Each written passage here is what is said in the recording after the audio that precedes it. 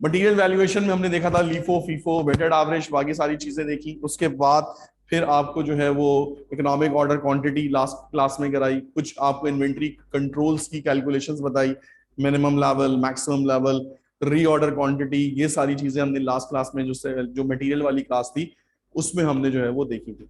Last class में हम लोग लेबर का काम कर रहे थे। लेबर में हमने देखा कि लेबर में किस कौन कौन से मेथड्स के थ्रू जो है वो आप लेबर को जो है वो पेमेंट करते हैं। 100% बोनस प्लान था, ओवर टाइम रेट्स थे, बाकी सारी चीजें इसके अंदर हमने उसमें कंप्लीट उसमें देखी थी। अभी लेबर कंप्लीट नहीं है, लेबर में अभी एक दो छोटी छोटी चीजें बाकी हैं, तो वो आज की क्लास में एंड में जो है वो एक दफा अगर टाइम बच जाता है तो उसको एक दफा दोबारा से रिव्यू करेंगे। सो आज की क्लास में स्टार्ट करें ओवरहेड कॉस्ट। ओवरहेड्स या प्रोडक्शन ओवरहेड्स क्या होते हैं? ये हमारे वो एक्सपेंसेस हैं जो कि मैन्युफैक्चरिंग के वक्त डायरेक्टली ट्रेसेबल नहीं होते। जैसे अगर आपको याद हो, मटेरियल हमारे पास दो तरह का था, कौन कौन सा? डायरेक्ट मटेरियल और इनडायरेक्ट मटेरियल। सिमिलरली लेबर हमारे पास दो तरह की थी, डायरेक्ट लेबर और इनडायरेक्ट लेबर। इसी तरह से जो हमारे एक्सपेंसेस थे ये भी दो तरह के थे, डायरेक्ट एक्सपेंसेस और indirect expenses. Direct material, direct labour, direct expenses, ये जो है वो आपका जो होता है ये प्राइम कॉस्ट का हिस्सा होता है। डायरेक्ट मटेरियल, डायरेक्ट लेबर और डायरेक्ट एक्सपेंसेस, ये तीनों मिला के बनती है प्राइम कॉस्ट। इसके बदले जो इनडायरेक्ट मटेरियल, इनडायरेक्ट लेबर और इनडायरेक्ट एक्सपेंसेस हैं, इनको मिलाकर बनती है ओवरहेड कॉस्ट। ठीक है जी। अगर हम इन तीनों वैल्यू को आपस में ऐड कर ले कि हमारे पास टोटल आपके पास इनडायरेक्ट लेबर कितनी लगी हुई है, इनडायरेक्ट मटेरियल कितना लगा हुआ है और इनडायरेक्ट एक्सपेंसेस कितने लगे हुए हैं, उनको अगर हम टोटल कर ले तो we will get the total overheads of the manufacturing. कि मैन्युफैक्चरिंग में हमारे जो ऊपर के खर्चे हुए हैं, दैट इज कॉल्ड ऊपर के खर्चे, मटेरियल और लेबर अंदर के खर्चे, ये मटेरियल बनाने में, मैन्युफैक्चरिंग करने में, प्रोडक्ट को बनाने में काम आते हैं।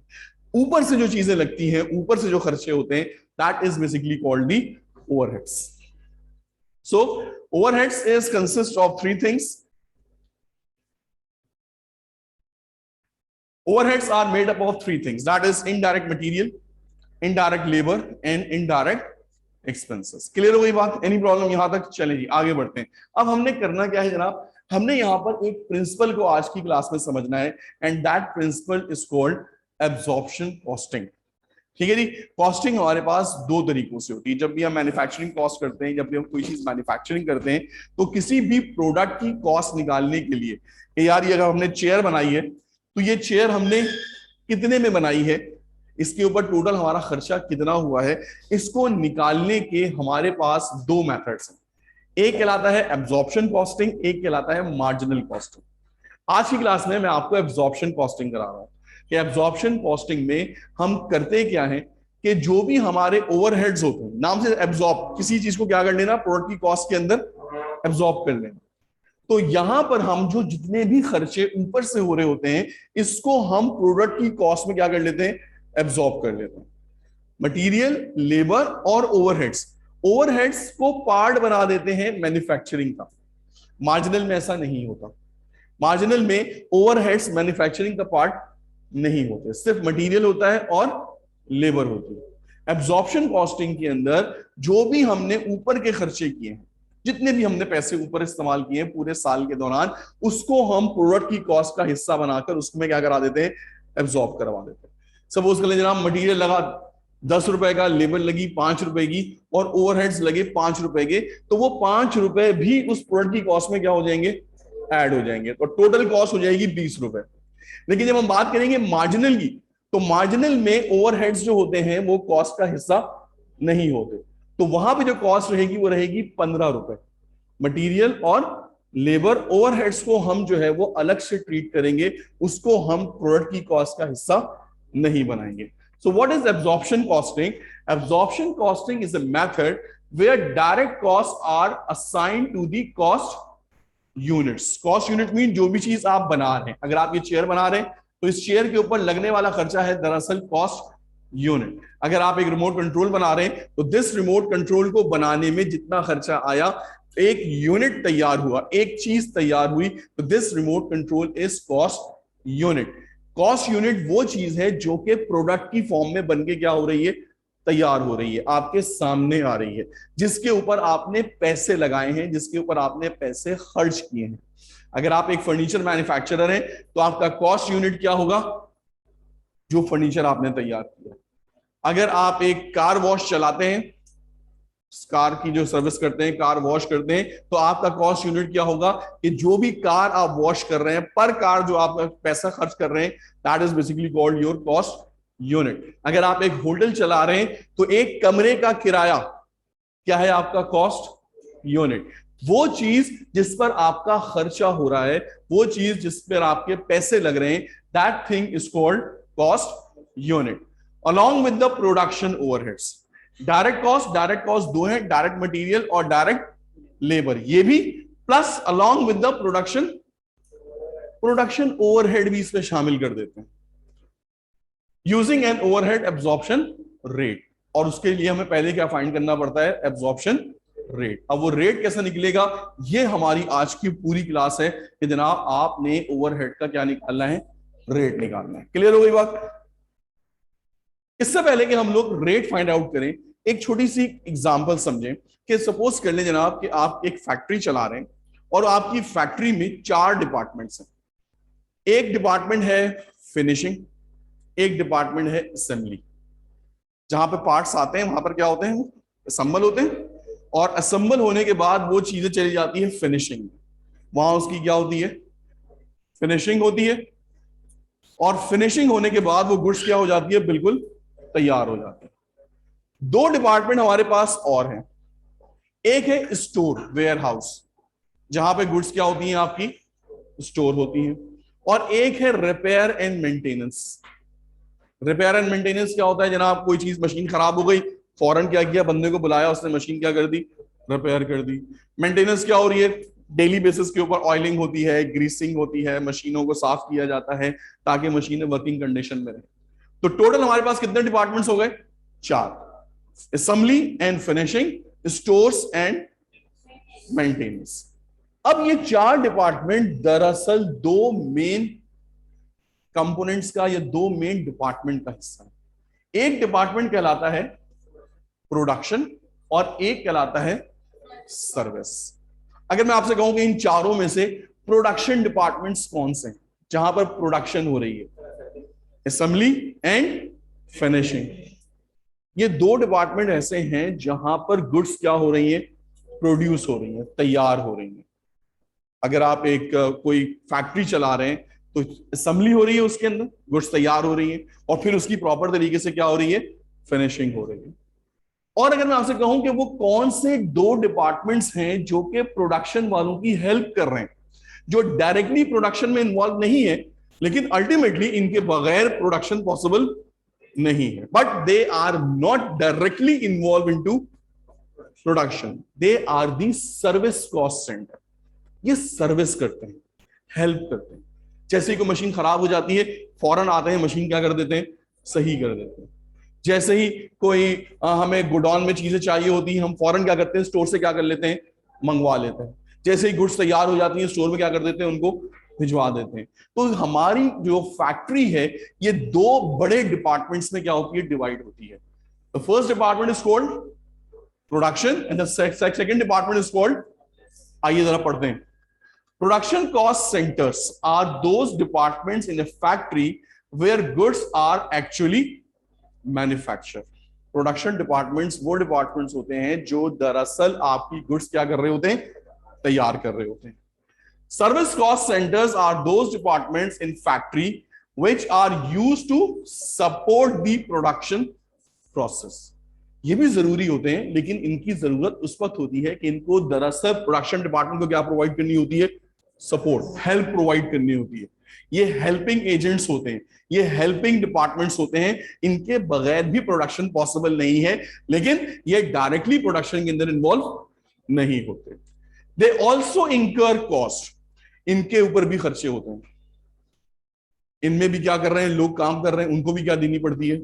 सैलरी देनी पड़ती है। इनके भी डिपार्टमेंट में एसी लगा होता है, इलेक्ट्रिसिटी कॉस्ट खर्च हो रही है। इनके भी डिपार्टमेंट के अंदर सफाई सुथराई का इंतजाम, क्लीनेस वगैरह की जाती है, उसके ऊपर भी क्या लग रही होती है? आपकी कॉस्ट लग रही होती है, which should be assigned to production cost centre. लेकिन इनकी जिम्मेदारी कमा कर देना नहीं है। कमा कर देना किसकी जिम्मेदारी है? प्रोडक्शन। ठीक है जी। अब सपोज कर लें जनाब कि आपको एक छोटी सी एग्जांपल से समझाता हूं।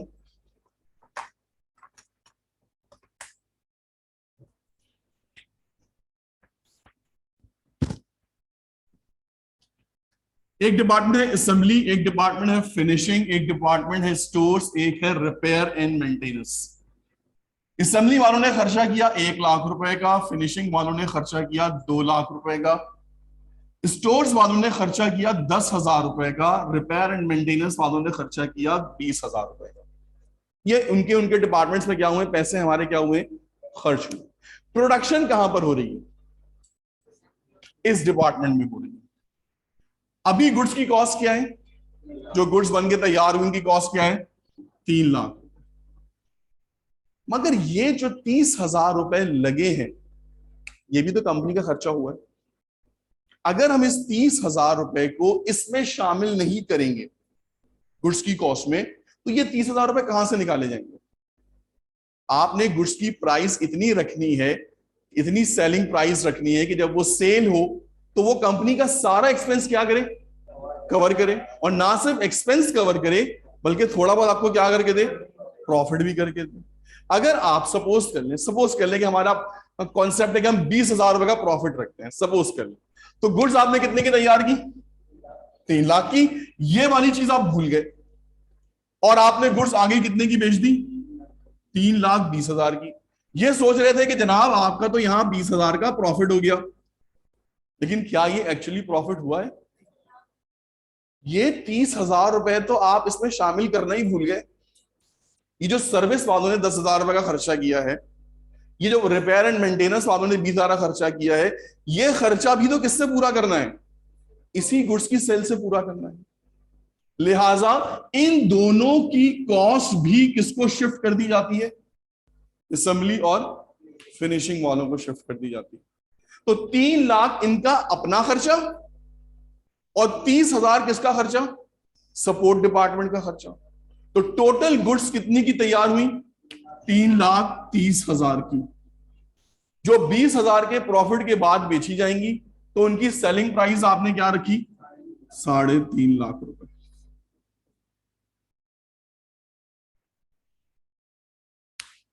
आखिरी लाइन पढ़िए, दे ऑल्सो इंकर कॉस्ट, ये भी खर्चा करते हैं हमारा, which should be assign to production cost centre, जिनको हम महीने के आखिर में, साल के आखिर में, जब भी हम कॉस्टिंग करते हैं, इसको किसमें शिफ्ट कर दिया जाता है? फिनिशिंग या असेंबली या जो भी हमारा जो प्रोडक्शन डिपार्टमेंट को क्या कर दिया जाता है? शिफ्ट कर दिया जाता है। एनी कोई प्रॉब्लम? क्लियर है यहां तक? हमारा आज का टॉपिक में पहली चीज आपको यह सिखानी है कि किस तरीके से ये कॉस्ट सपोर्ट डिपार्टमेंट की शिफ्ट की जाती है किस किस डिपार्टमेंट में? Production department. किस तरीके से, इसका क्या मेथड है, इसका क्या प्रोसेस है, ये हमारा आज का टॉपिक है। आज के टॉपिक में हमारे दो मेन काम है। एक हमने कह दी एब्जॉर्प्शन कॉस्टिंग कैसे की जाती है, कैसे आप ओवरहेड्स को प्रोडक्ट की कॉस्ट में एब्जॉर्ब करते हैं। एंड देन उसके बाद हम आज का पहला टॉपिक कर रहे हैं कि किस तरीके से सर्विस कॉस्ट सेंटर जो है वो उसकी कॉस्ट जो है वो यानी कि शिफ्ट की जाती है प्रोडक्शन कॉस्ट सेंटर में। आइए इसका एक छोटा सा सवाल करते हैं एंड देन उसके बाद इसकी एक शीट बनाएंगे जरा से। ये बेटा एक रख के बाकी विषय दे दें।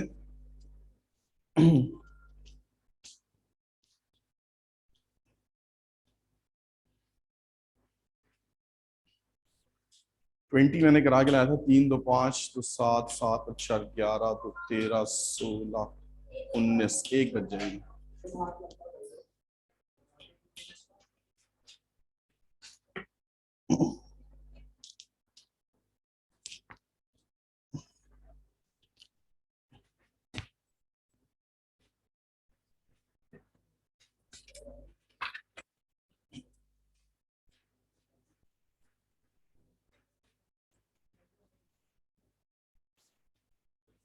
जी नहीं मिला किसी को?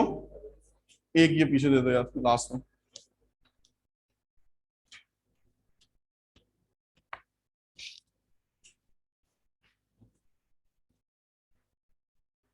assigning overheads of service department to production department is a 4-step process. The first step is called allocation. ठीक है जी, फर्स्ट स्टेप को क्या कहा जाता है? Allocation. The next one is called appropriation. Allocation of overheads, appropriation of overheads. Third one is called reappropriation of overheads, and the last one is called absorption of overheads. ठीक है जी, it's a 4-स्टेप process जिसमें हम लोग जो है वो 1 bye 1 करके ये चारों स्टेप्स जो है वो कंप्लीट करेंगे। अच्छा जी, एक हैंडआउट मैंने दिया है, इस वक्त आप लोगों के पास शायद वो नहीं होगा क्योंकि मैं 20 करा के लाया था, क्लास की स्ट्रेंथ ज्यादा हो गई है, तो कहीं से आप फोटोकॉपी करवा सकते हैं इस वक्त। अब ये मेरे पास एक ही है, दोनों किसी तरह से शेयर कर लो, क्या कर लो, या फोटोकॉपी हो जाए तो देख लो उसमें। कभी क्लास की स्ट्रेंथ 6-7 से बढ़ी नहीं, तो आज पता नहीं क्या हो गया। आज असाइनमेंट था। Okay okay. रीअप्रोप्रिएशन, पहला है एप्रोप्रिएशन, दूसरा है हमारे पास रीअप्रोप्रिएशन। चलिए जी, आइए स्टार्ट करते हैं। नंबर 1, पहला सवाल देखिए जरा क्या कह रहे हैं आपसे। A manufacturing business has 2 production cost centres, assembly and finishing, and 2 service cost centers, stores and maintenance. ठीक है जी, 2 प्रोडक्शन कॉस्ट सेंटर है, 2 service cost centre. The following expenses are expected to be incurred in the forthcoming year. ठीक है जी। अच्छा, ये बात ध्यान में रखिएगा, एब्जॉर्प्शन रेट फ्यूचर का होता है, जो गुजर गया वो हमारा नहीं है, हमने इसका एक्सपेक्टेड जो रेट होता है वो क्या करना होता है, फाइंड आउट करना होता है। इनडायरेक्ट मटेरियल असेंबली में लगेगा 13,500 का, फिनिशिंग में लगेगा 8,000 का, मेंटेनेंस में लगेगा 2,000 का। इनडायरेक्ट लेबर असेंबली में लगेगी 14,000 की, फिनिशिंग में लगेगी 9,000 की, स्टोर्स में लगेगी 28,000 की, और मेंटेनेंस में लगेगी 36,000 की। अदर एक्सपेंसेस में मशीन्स की डेप्रिसिएशन होगी 10,000, रेंट दिया जाएगा 60,000 rent and rates, heat and light का खर्चा होगा 15,000, पावर का खर्चा होगा 18,000, और मशीनरी की इंश्योरेंस पे की जाएगी 8,000। अब जनाब ये जो टोटल एक्सपेंसेस हैं ये इन्होंने क्या किए हैं, आपको सबसे पहले बताए गए इंडिविजुअल डिपार्टमेंट के एक्सपेंसेस कि अगर आप देखें इनडायरेक्ट मटेरियल जो है असेंबली में कितना खर्च हो रहा है, 13,500 होगा फ्यूचर में, फिनिशिंग में 8,000 का है, मेंटेनेंस में 2,000 का है, स्टोर में इनडायरेक्ट मटेरियल की कोई जरूरत नहीं है, वहां तो चीजें स्टोर की जाती हैं, अल्टीमेटली उसमें हमें कोई खर्चा इनडायरेक्ट मटेरियल का नहीं करना। क्लियर हो गई बात? इसी तरह से इनडायरेक्ट लेबर है, हर डिपार्टमेंट की अलग अलग लेबर उन्होंने क्या करके आपको जो है वो दी हुई है, चारों डिपार्टमेंट में कितनी कितनी लेबर लगेगी। मसला शुरू होता है नीचे से, मशीन की डेप्रिसिएशन। टोटल फैक्ट्री की मशीन की डेप्रिसिएशन कितनी है, 10,000। अब ये मशीन असेंबली वाले भी यूज कर रहे होंगे, ये मशीन फिनिशिंग वाले भी यूज कर रहे होंगे, ये मशीन रिपेयर एंड मेंटेनेंस वाले भी क्या कर रहे होंगे। तो हमने देखना है कि हर डिपार्टमेंट में हमने इस 10,000 का कितना पोर्शन जो है वो देना है, डिवाइड करना है। इसी तरीके से अगर आप अगला देखें, रेंट, फैक्ट्री का रेंट है 60,000 रुपए। अब फैक्ट्री में जब आप रेंट दे रहे हैं 60,000 रुपए, तो ये रेंट 4 डिपार्टमेंट्स क्या कर रहे हैं, यूज कर रहे हैं। ये 60,000 रुपए सिर्फ फिनिशिंग वाले इस्तेमाल नहीं कर रहे, ये 60,000 रुपए सिर्फ असेंबली वाले इस्तेमाल, चारों डिपार्टमेंट मिलकर कितना पैसा खर्च कर रहे हैं। तो हमने देखना है कि किस डिपार्टमेंट के ऊपर हमने कितना जो है वो रेंट डिस्ट्रीब्यूट करना है, उसके हमने तरीके देखने के जनाब इसको कैसे डिस्ट्रीब्यूट किया जाएगा। इसी तरीके से आगे है हीट एंड लाइट, एसी चल रहा है, पूरी फैक्ट्री में चल रहा है, एक डिपार्टमेंट का एसी नहीं चल रहा। तो हमने देखना है कि जनाब किस डिपार्टमेंट में ज्यादा खर्चा हो रहा है, किस डिपार्टमेंट में कम खर्चा हो रहा है। पावर का इस्तेमाल हो रहा है जनाब, इलेक्ट्रिसिटी चल रही है, उसका खर्चा है, इंश्योरेंस कराइए मशीनरी की और उसका खर्चा। तो सबसे पहला काम हम क्या करेंगे, that is called allocation. Allocation में क्या होता है, सबसे आसान होता है कि जिस डिपार्टमेंट का जितना एक्चुअल खर्चा गिवन है उसको उसके डिपार्टमेंट में पुट कर देंगे। जैसे अगर आप देखें इनडायरेक्ट मटेरियल, हर डिपार्टमेंट का उन्होंने इनडायरेक्ट मटेरियल करके दिया हुआ है, दिया हुआ है। असेंबली का कितना दिया हुआ है, 13,500। शीट चेंज करें शाबाश, जल्दी से पीछे आइए।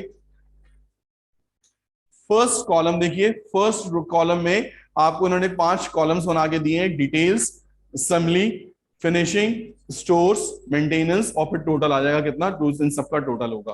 तो इनडायरेक्ट मटेरियल में आपने पहले कॉलम में असेंबली डिपार्टमेंट में कितना डाल देना है, 13,500। फिनिशिंग में कितना डाल देना है, 8,000। और स्टोर में आप डाल देंगे 0 या नील, और मेंटेनेंस में आप कितना डाल देंगे, 2,000। ठीक है जी, इसको मैं करता हूं यहां से स्टॉप शेयर।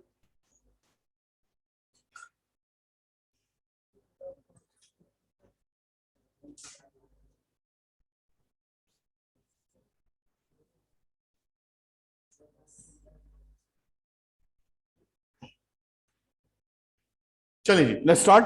यहां पे मैंने इसको थोड़ा सा मिनिमाइज कर देता हूं किसी तरीके से, यस। तो इनडायरेक्ट लेबर में हमने कितनी अमाउंट डाल दी, 13,500। फिनिशिंग में कितनी डाल दी, 8,000। स्टोर्स में कोई अमाउंट नहीं थी तो स्टोर में 0 पुट कर दिया। और मेंटेनेंस में कितनी थी, 2,000। टोटल डाल दिया 23,500। This is the first step, that is called allocation of overheads. Allocation सबसे आसान स्टेप होता है। जिस डिपार्टमेंट ने जितना खर्चा किया है, जो कि उसका अपना खर्चा है, कॉमन खर्चा नहीं है। मशीन डेप्रिसिएशन क्या है, कॉमन खर्चा है। हीट एंड लाइट क्या है, कॉमन खर्चा है। फैक्ट्री इंश्योरेंस क्या है, कॉमन खर्चा है। अभी हम इंडिविजुअल खर्चों की बात कर रहे हैं, तो इंडिविजुअल खर्चों को उनके उनके डिपार्टमेंट में पोस्ट कर देना, this step is called allocation of overheads. Done हो गया। तो सेकंड वाला कंप्लीट करें जल्दी से। इनडायरेक्ट मटेरियल के बाद हम पुट कर रहे हैं क्या, इनडायरेक्ट लेबर।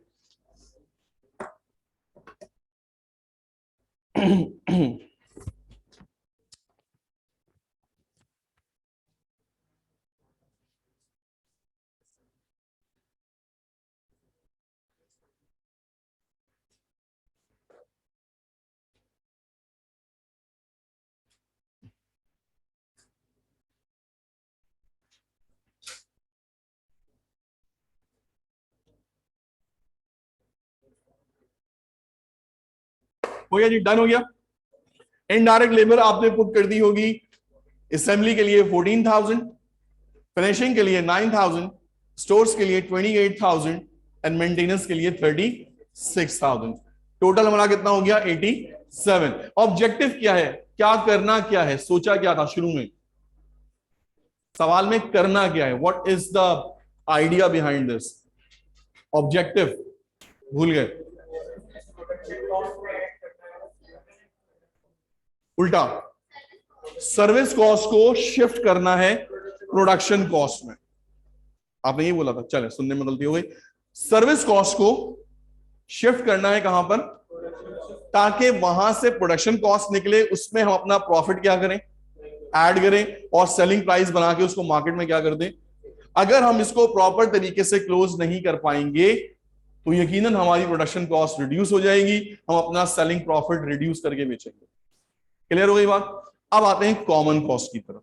कॉमन कॉस्ट का जो प्रोसेस होता है इसको कहा जाता है एप्रोप्रिएशन ऑफ ओवरहेड्स। एलोकेशन का स्टेप खत्म हो गया। एलोकेशन में क्या कहा था कि जो जिस डिपार्टमेंट की कॉस्ट है उसको उस डिपार्टमेंट में पुट कर दें। ये दो ही थी सिर्फ, इंडिविजुअल कॉस्ट। अब आते हैं कॉमन कॉस्ट की तरफ। कॉमन कॉस्ट जो है, इसका जो यानी कि जो सेटअप होता है, इसका जो प्रोसेस होता है, इसको कहा जाता है एप्रोप्रिएशन। एप्रोप्रिएशन का मतलब होता है जिसने जितना इस्तेमाल किया है उसको उतनी कॉस्ट क्या कर दी जाए, असाइन कर दी जाए। अब अगर फॉर एग्जांपल आपसे देखें मशीन डेप्रिसिएशन, एक डिपार्टमेंट है उसके पास 1 लाख की मशीन है और एक और डिपार्टमेंट है उसके पास 2 लाख की मशीन है, तो बताइए किस डिपार्टमेंट की डेप्रिसिएशन ज्यादा होगी? जिसके पास ज्यादा मशीन है अल्टीमेटली उसकी डेप्रिसिएशन भी क्या होगी? ज्यादा होगी। एक डिपार्टमेंट में मशीन ही नहीं है तो क्या वो डेप्रिसिएशन की कॉस्ट इंकर करेगा? इसका मतलब ज्यादा कॉस्ट वाले, ज्यादा मशीन वाले ज्यादा डेप्रिसिएशन को यानी कि इंकर करेंगे, और जिनके पास मशीनें कम है उनको क्या करना पड़ेगा? कम मशीन की कॉस्ट लेनी पड़ेगी। आइए जरा देखते हैं सवाल में दोबारा से। मशीन की डेप्रिसिएशन है जनाब 10,000। अब आ जाते हैं आप नीचे, एक टेबल दिया हुआ है इंफॉर्मेशन फॉर अप्रोप्रिएशन। ये जो सवाल है ये एसीसीए की बुक का है, एसीसीए यूके फॉर्मेट होता है, तो वहां पर अप्रोप्रिएशन का जो यानी कि जो वो है इसको अप्रोप्रिएटमेंट कहते हैं। सिंबल का फर्क है, यानी कि लैंग्वेज का फर्क है। हम अमेरिकन इंग्लिश यूज करते हैं तो we are called it appropriation. British format जो होता है इसको अप्रोप्रिएटमेंट कहता है। तो हम अप्रोप्रिएशन का वर्ड ही क्या कर रहे हैं? यूज कर रहे हैं। तो अप्रोप्रिएशन में देखिए इन्होंने आपको तीन चीजें दी हुई। पहली चीज दी हुई है फ्लोर एरिया, फैक्ट्री का फ्लोर एरिया। असेंबली डिपार्टमेंट के पास कितना स्क्वायर मीटर है? 1000 स्क्वायर मीटर वो लोग यूज करते हैं। फिनिशिंग डिपार्टमेंट वाले 500 स्क्वायर मीटर यूज करते हैं। स्टोर वाले 400 स्क्वायर मीटर यूज करते हैं, और मेंटेनेंस वाले सिर्फ। तो इसका मतलब टोटल जो फैक्ट्री का एरिया है that is 2000 square metre. Next आ जाते हैं पावर यूजेज। पावर कहां कहां इस्तेमाल होती है? असेंबली में 55% पावर जो होती है क्या होती है इस्तेमाल, यानी जो पूरी फैक्ट्री में पावर यूज हो रही है उसका 55% कौन यूज कर रहा है? 35% यूज कर रहे हैं फिनिशिंग वाले, 5% यूज कर रहे हैं स्टोर वाले, और 5% ही यूज कर रहे हैं मेंटेनेंस वाले। Net book value of machinery, machinery की जो वैल्यू आ रही है वो कितनी कितनी है?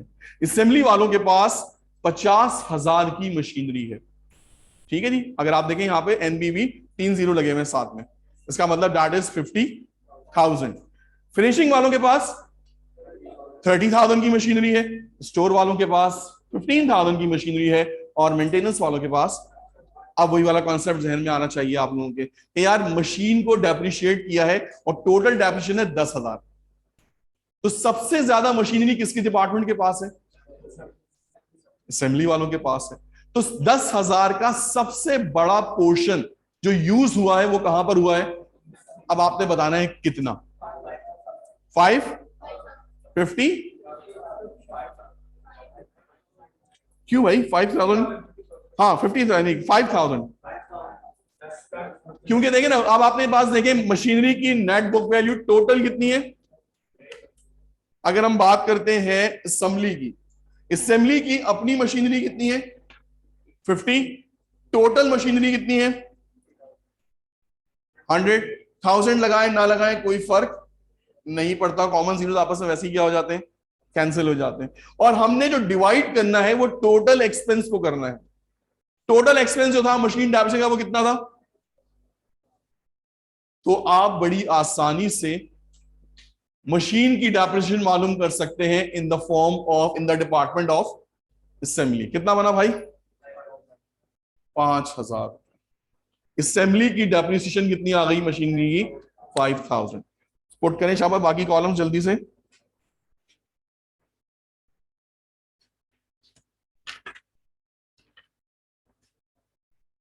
ये बात क्लियर हुई कैसे आया?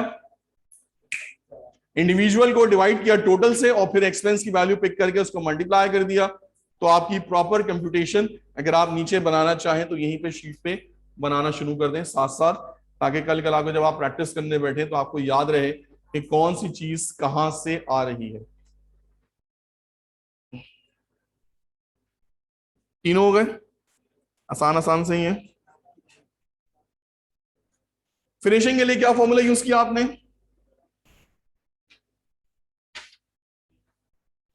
3,000 या 30,000, जो भी है वही है। 30,000 divided by 1,00,000 multiply by 10,000, amount कितनी बनती है? 3,000। तो हमने फिनिशिंग में डाल दिया 3,000, स्टोर में आ गया 1,500, और मेंटेनेंस में कितना आ गया? 500। टोटल कितना हो गया? 10,000 हो गया। डन हो गया? Any problem? Any question? बिल्कुल 10,000 से। 10,000 से क्यों किया? क्योंकि अगर आप देखें first point machine depreciation, other expense में देखें मशीन डेप्रिसिएशन कितने की है, तो 10,000 की डेप्रिसिएशन को चारों डिपार्टमेंट में क्या करना है, डिस्ट्रीब्यूट करना है on the basis of value of machinery. Clear हो गई बात? आगे चलते हैं। नेक्स्ट डिपार्टमेंट, नेक्स्ट एक्सपेंस हमारा क्या है, रेंट एंड रेट्स। अब आपने डाला यहां पर जनाब रेंट एंड रेट्स। अब आपने मुझे जरा सोच के जवाब देना है कि रेंट एंड रेट्स, फैक्ट्री का रेंट किस बेस पर डिस्ट्रीब्यूट होगा। हमारे पास तीन बेस हैं, फ्लोर एरिया, पावर यूजेज और book value of machinery. Rent and rates किस चीज के ऊपर, पावर यूजेज के ऊपर होगा, फ्लोर एरिया पे होगा। रेंट एंड रेट्स यानी फैक्ट्री का किराया जो 60,000 रुपए दिया गया है, जो सबसे ज्यादा हमारा पोर्शन यूज कर रहा है उसके ऊपर रेंट सबसे ज्यादा पड़ेगा। सिंपल सी बात है। अगर आपके पास एक घर है, उसमें एक पोर्शन जो है 1000 गज का है, दूसरा पोर्शन जो है जो भाई यूज कर रहा है वो 500 गज का है, और रेंट पे चल रहा है 1.5 लाख रुपए, तो जो 1000 गज यूज कर रहा है वो 10,000 1 लाख रुपए किराया देगा, और जो 500 गज यूज कर रहा है वो सिर्फ कितना देगा, 50,000 रुपए किराया देगा। तो जो ज्यादा यूज करेगा अल्टीमेटली उसके ऊपर जो है वो एक्सपेंस भी क्या होगा, ज्यादा पे करना होगा। जरा डिस्ट्रीब्यूट करें जल्दी से, देखें आपके आंसर क्या आते हैं। चारों डिपार्टमेंट में 60,000 को डिस्ट्रीब्यूट करें फ्लोर स्पेस के ऊपर, सबको 20-20,000।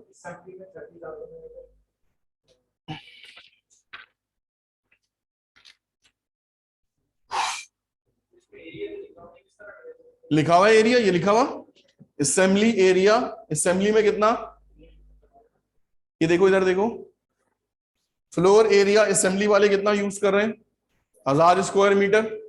फिनिशिंग वाले कितना यूज कर रहे हैं, 500 वाले, 400, 100। टोटल फैक्ट्री का स्क्वायर एरिया कितना है, 2000। इंडिविजुअल को डिवाइड करो टोटल से, मल्टीप्लाई कर दो 60,000 से।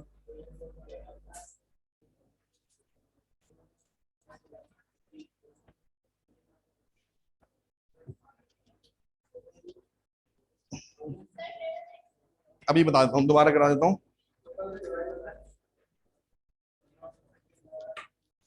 असेंबली का अपना स्क्वायर मीटर कितना है, 1000। टोटल फैक्ट्री का एरिया कितना है, 2000। आखिर में देखो लास्ट कॉलम, 1000, 500, 400, 100, टोटल इज 2000। मिल गया। और हमें कितना रेंट डिस्ट्रीब्यूट करना है, 60,000। तो जब आप इसको डिस्ट्रीब्यूट करेंगे तो your answer should be, the first one should be 30,000। आसानी से कर दिया आपने 2 मिनट में। अगला बता दीजिए, 15,000। अगला बता दें,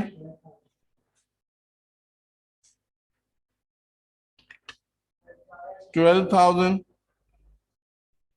और मेंटेनेंस कितना हो गया, 3,000। और ये टोटल हो जाएगा कितना, 60,000।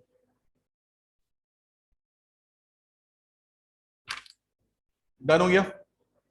बाकी दो बनाए जल्दी से। रेंट एंड रेट्स के बाद अब आप बना रहे हैं हीट एंड लाइट और पावर यूजेज और इंश्योरेंस। अब मैं आपको कुछ नहीं बता रहा, 5 मिनट के बाद अपने आंसर टैली करते हैं।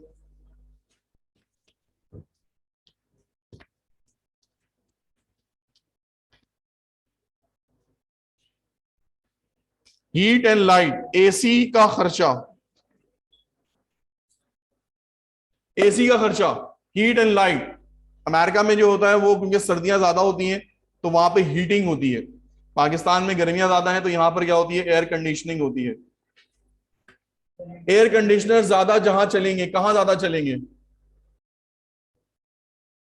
एयर कंडीशनिंग करानी है। हमारे पास 3 बेस हैं सिर्फ, स्टोर छोड़ दे, 3 बेस हैं, floor space, power usage, book value of machinery.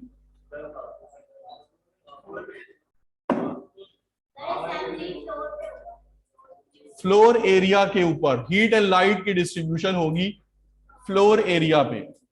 Factory का जो हिस्सा ज्यादा इस्तेमाल करेगा अल्टीमेटली वो एयर कंडीशनिंग से भी ज्यादा फायदा उठाएगा। एक के पास 1000 स्क्वायर मीटर है तो वहां पर एयर कंडीशनिंग ज्यादा चाहिए। एक के पास 300 स्क्वायर मीटर है वहां पर एयर कंडीशनिंग कम चाहिए। तो heat and light on the basis of floor area distribute होते हैं। बनाइए जरा जल्दी से। बिल्कुल सेम कॉन्सेप्ट है, सिर्फ यहां पर 60,000 को हटा के क्या लगा देंगे, कितना है खर्चा, 15,000।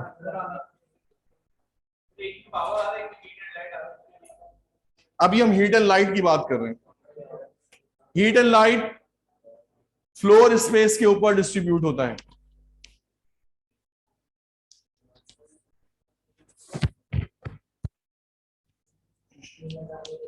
पेंसिल से फिल करिएगा ताकि अगर कोई चीज रब करनी हो तो शीट पर आप रब कर सकें।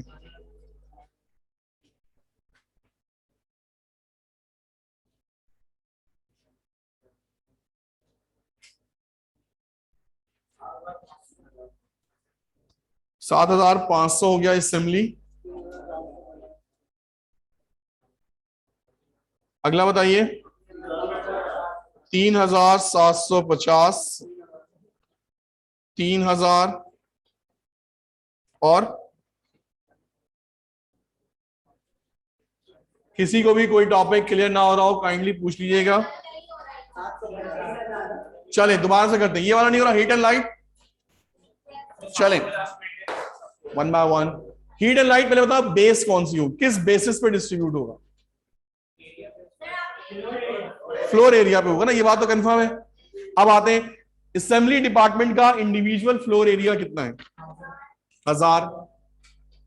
पूरी फैक्ट्री का एरिया कितना है, 2000।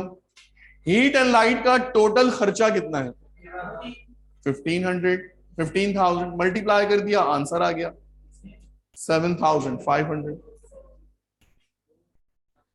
सही है, ये आ गया असेंबली का। फिनिशिंग में अगर चले जाएं, फिनिशिंग में इंडिविजुअल एरिया कितना, 500। Total area 2000। खर्चा जो डिवाइड करना है वो कितना करना है, 1500। कितना बन जाएगा, 3750। तो वन बाय वन करते हुए आपने चारों डिपार्टमेंट में क्या कर देना है, इसको डिस्ट्रीब्यूट कर देना है।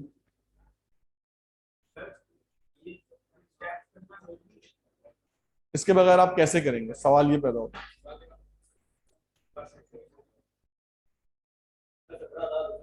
मैं समझा नहीं सवाल, मैं बिल्कुल नहीं समझा आपका, फिर से क्या कहना क्या चाहते हैं। डायरेक्ट का मतलब यानी आप ये चाह रहे हैं कि ये वर्किंग शो ना करें, कैलकुलेटर पे करके डाल दें। आप ये चाह रहे हैं कि मैं कैलकुलेटर पे डायरेक्ट वैल्यूज पुट कर दूं, ये वर्किंग यहां शो ना करूं, कोई इशू नहीं, ठीक है। वर्किंग जब आप शो करेंगे तो डेफिनेटली आपको क्लियर होगा। तो ये मैं वर्किंग से भी साथ शो करवा रहा हूं कि आपको अंदाजा हो कि आपने इसको सॉल्व कैसे करना है। एग्जाम में अगर आप डायरेक्ट वैल्यू पुट कर लेंगे मुझे कोई इशू नहीं है। क्लियर हो गई बात, चले आगे बढ़ते हैं। हाँ जी गर्ल्स, क्या हुआ, नहीं और अभी भी नहीं हुआ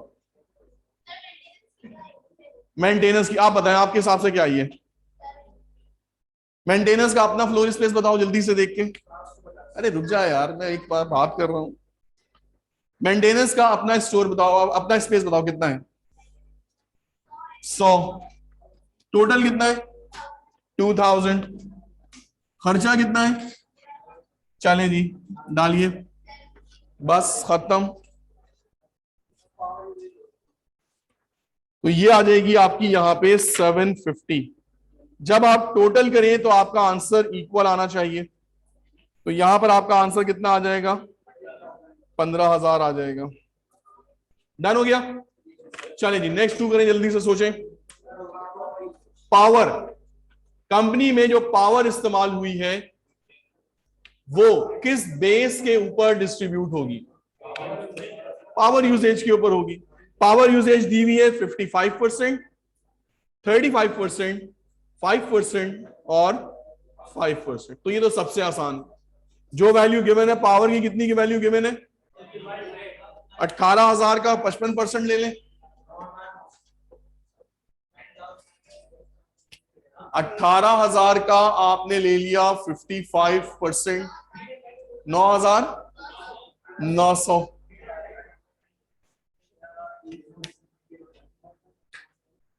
बाकी कंप्लीट करें।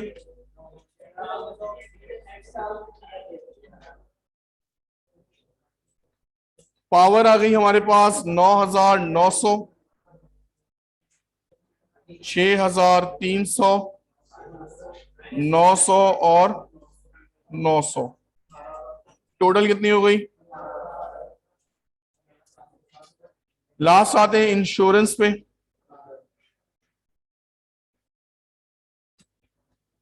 अच्छा जी, इंश्योरेंस का बेस देखिए, इंश्योरेंस कराई है मशीनरी की, फैक्ट्री की, मशीन की इंश्योरेंस कराई है सारी, और उसके लिए कितने पैसे देने पड़े 8,000।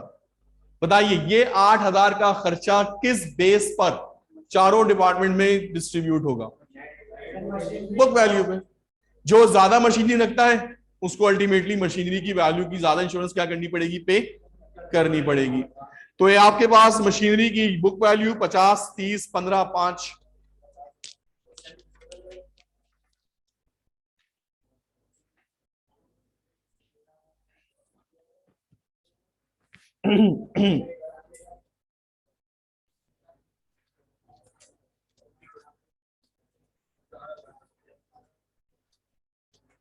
जी जनाब, पहला बताइए। 4,000 बिल्कुल सही। आगे बताइए। 2,400 बिल्कुल सही। अगला 1,200 भी सही, और 400 भी सही। टोटल कितना हो गया इंश्योरेंस ऑफ मशीनरी। अब आपने सोचना है हमारे पास 3 बेस हैं, फ्लोर स्पेस, पावर और book value of machinery. Machinery की इंश्योरेंस कराइए, कौन सी बेस इस्तेमाल करेंगे।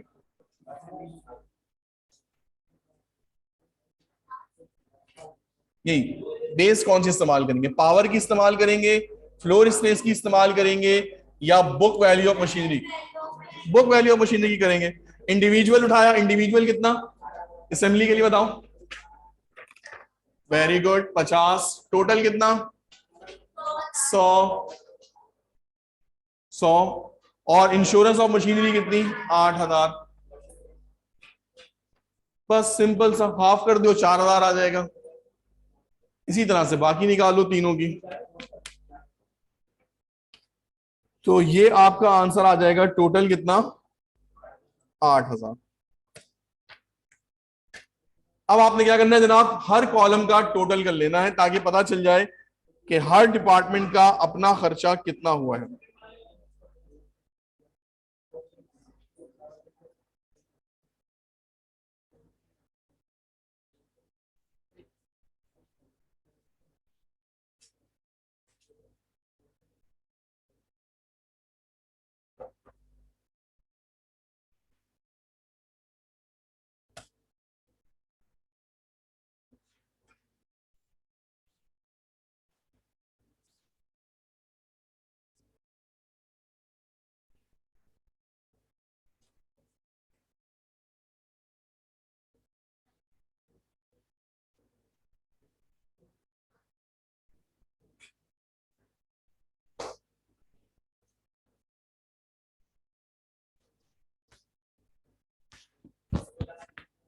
तो अब आपने क्या किया जनाब कि आपने हर कॉलम का जो है वो टोटल कर लिया।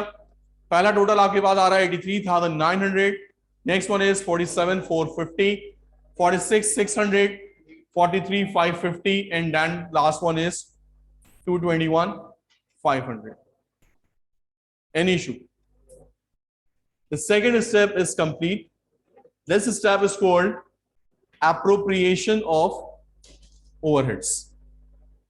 एलोकेशन में क्या था जल्दी से बताएं।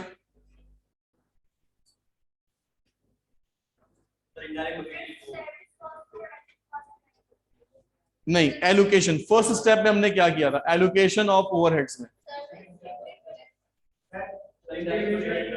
इंडिविजुअल कॉस्ट जो गिवन थी वो सिंपल उनके डिपार्टमेंट्स में क्या कर दी थी, क्योंकि वो कॉमन कॉस्ट नहीं थी, वो उनकी अपनी इंडिविजुअल कॉस्ट थी। अप्रोप्रिएशन में जो कॉमन कॉस्ट होती है उसको हर डिपार्टमेंट में डिवाइड किया जाता है on the basis of their usage. जो जितना इस्तेमाल करेगा अल्टीमेटली उसको इतनी कॉस्ट पड़ेगी, उसको इतना खर्चा जो है उठाना पड़ेगा। आपके पास जब सवाल आएगा तो उसमें बेसिस गिवन होंगी। असल कहानी यह है कि एक्सपेंस पढ़कर यह देखना कि इस एक्सपेंस के ऊपर कौन सा बेस अप्लाई होगा।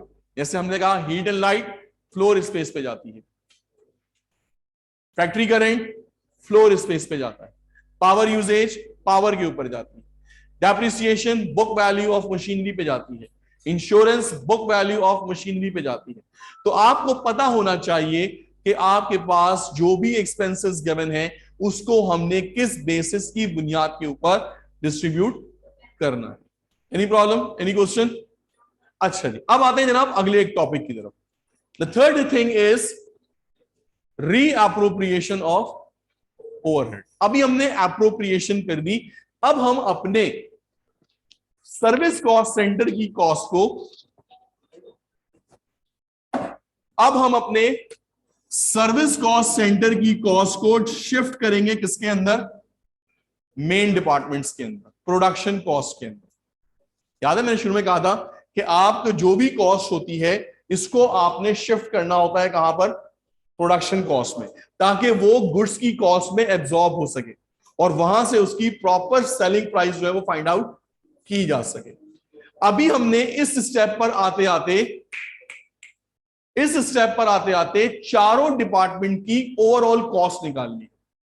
हमें पता चल गया है कि असेंबली की टोटल कॉस्ट कितनी लगी है अब तक? 83,900।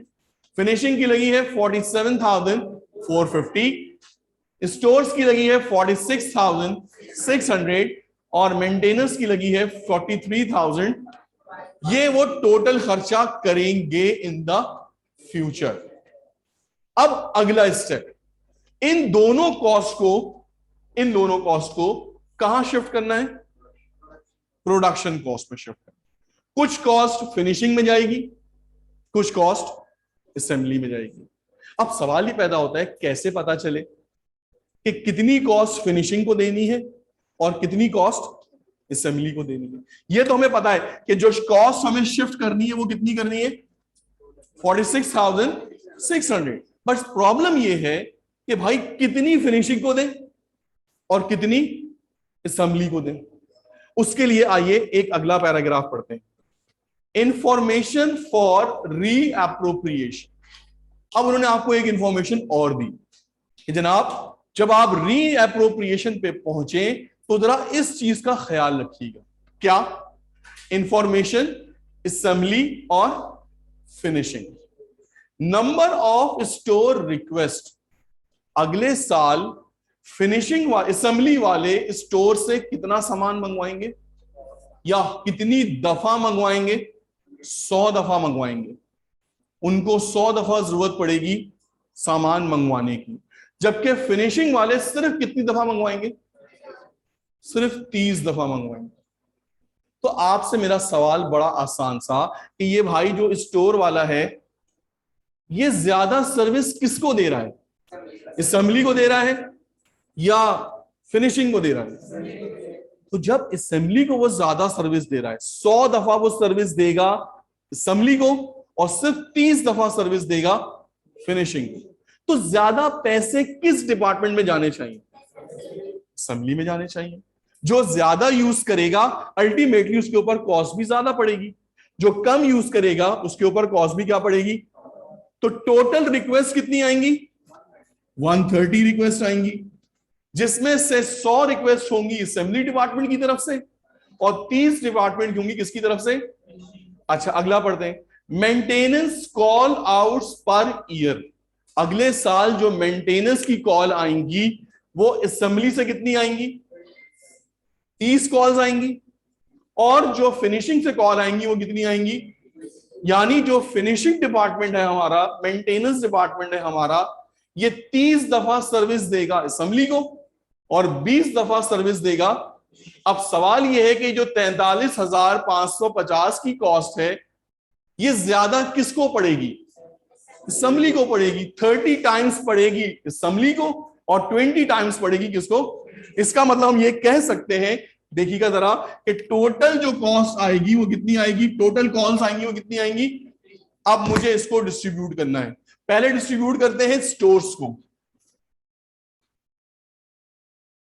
स्टोर की कॉस्ट शिफ्ट कर रहे हैं पहले किस किस डिपार्टमेंट में?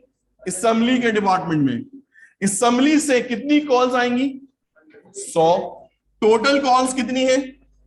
130। और स्टोर का टोटल खर्चा कितना है? 46,600। इसको डिवाइड कर दिया हमने, हमें यह पता चल गया कि असेंबली के ऊपर टोटल खर्चा कितना पड़ेगा। जरा डालिए।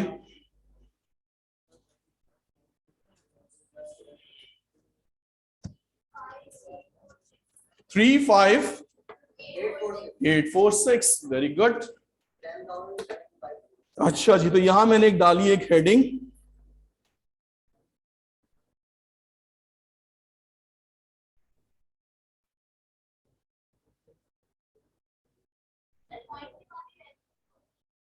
पॉइंट को राउंड ऑफ कर दें।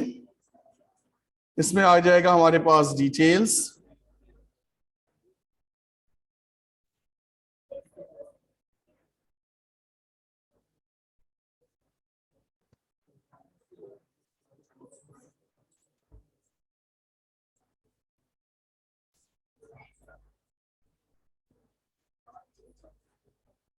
ओके जी, पहले आपने उठा लेना है टोटल एक्सपेंसेस जो आप ऊपर से लेकर आ रहे हैं।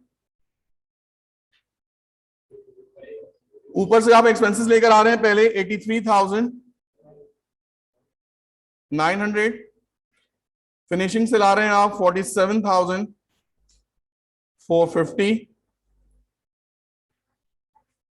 स्टोर से आप लेकर आ रहे हैं, ठीक है जी, डन हो गया। अब जरा काम करते हैं, पहले क्लोज करते हैं स्टोर डिपार्टमेंट को। स्टोर डिपार्टमेंट को हम क्लोज करेंगे दो डिपार्टमेंट में, असेंबली में और फिनिशिंग में। चलिए जी, असेंबली में आपने कितना निकाला था? 35,846। डन हो गया। फिर से कर लें, ये मैंने फॉर्मूला लिखा हुआ है 100/130, 100/130 इंटू 46,600। अब आपने मुझे तीन चीजें बतानी है। ये 100 क्या रिप्रेजेंट कर रहा है? ये 100 रिप्रेजेंट कर रहा है असेंबली की रिक्वेस्ट। 130 क्या रिप्रेजेंट कर रहा है? टोटल। और 46,600 क्या रिप्रेजेंट कर रहा है? स्टोर का टोटल खर्चा। क्लियर हो गई? अगर मैं आपसे कहूं जरा फिनिशिंग का फॉर्मूला लिखवा दें। फिनिशिंग की कॉल कितनी है? फिनिशिंग की कॉल कितनी है? 30। टोटल कॉल कितनी है? 130। टोटल खर्चा 46,600। कितना बना? 18250। 10754। 54 कर दो ताकि राउंड ऑफ हो जाए। यहां से मैंने इसको कर दिया क्रॉस क्रॉस।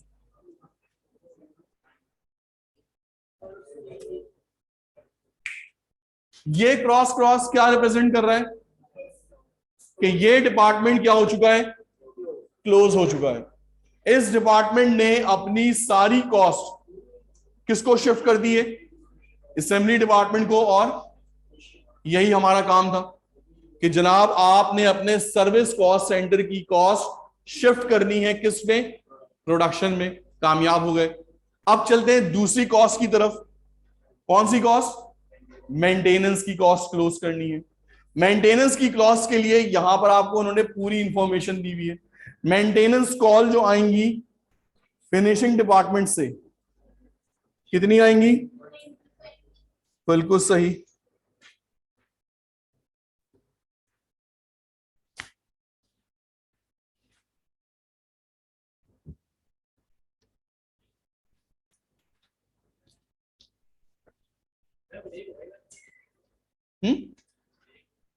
ब्रेक हो गई, जाइए, मना किया मैं, जाइए जाइए ना, बैठे भी क्यों?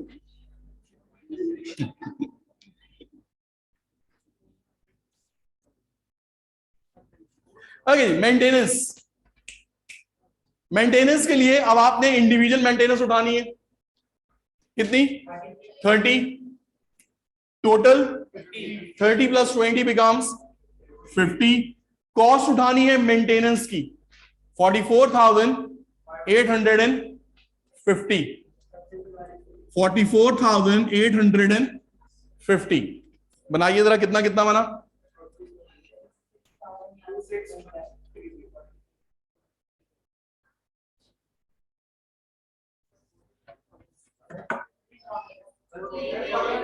कर लो एक दफा फैसला कर लो। 26,130, 17,420, मेरे पास 420 है। ये भी हो गया क्रॉस क्रॉस, और अब आपने यहां पे कर दिया टोटल।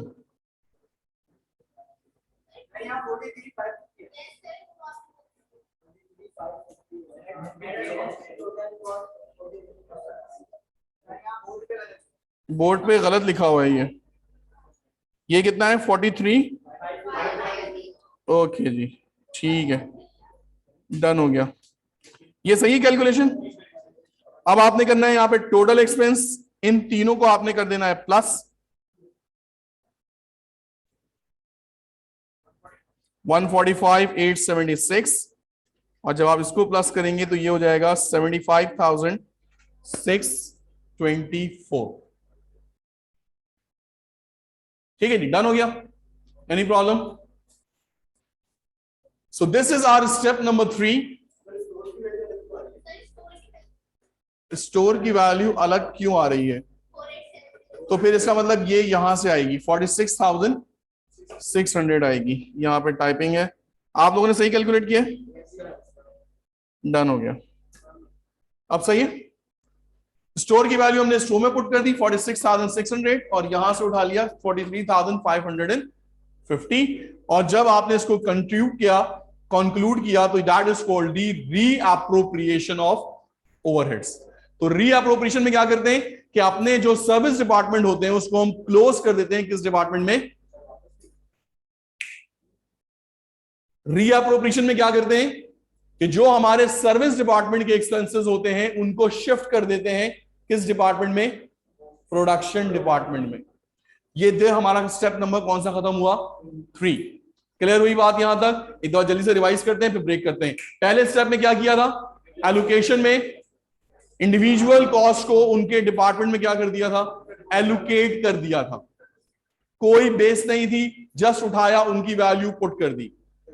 एप्रोप्रिएशन के अंदर कॉमन कॉस्ट को एक खास बेस की बुनियाद के ऊपर हर डिपार्टमेंट में क्या कर दिया? डिस्ट्रीब्यूट कर दिया। रीअप्रोप्रिएशन के अंदर सर्विस कॉस्ट सेंटर को बंद कर दिया और ये प्रोडक्ट की कॉस्ट कहां शिफ्ट कर दी? असेंबली में या प्रोडक्शन डिपार्टमेंट। क्लियर? चले 20 मिनट का आप लोग कर रहे हैं ब्रेक, अभी हो रहे हैं 7:20, 7:40 पर वापस आइएगा फौरन, बहुत सारा काम करवाना है। असाइनमेंट अगर जो आपने नहीं दिया तो यहां पर रख दीजिए।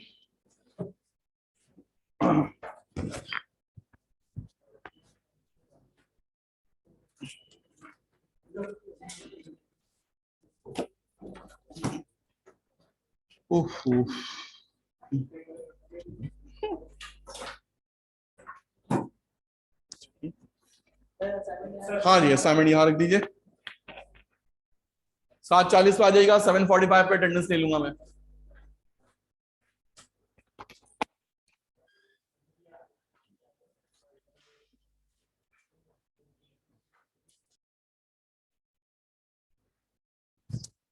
सो ब्रेक से पहले अभी तक हम लोग जल्दी से एक दफा रिकैप कर लें ताकि फिर अपना एक फ्रेश स्टार्ट करें ब्रेक के बाद।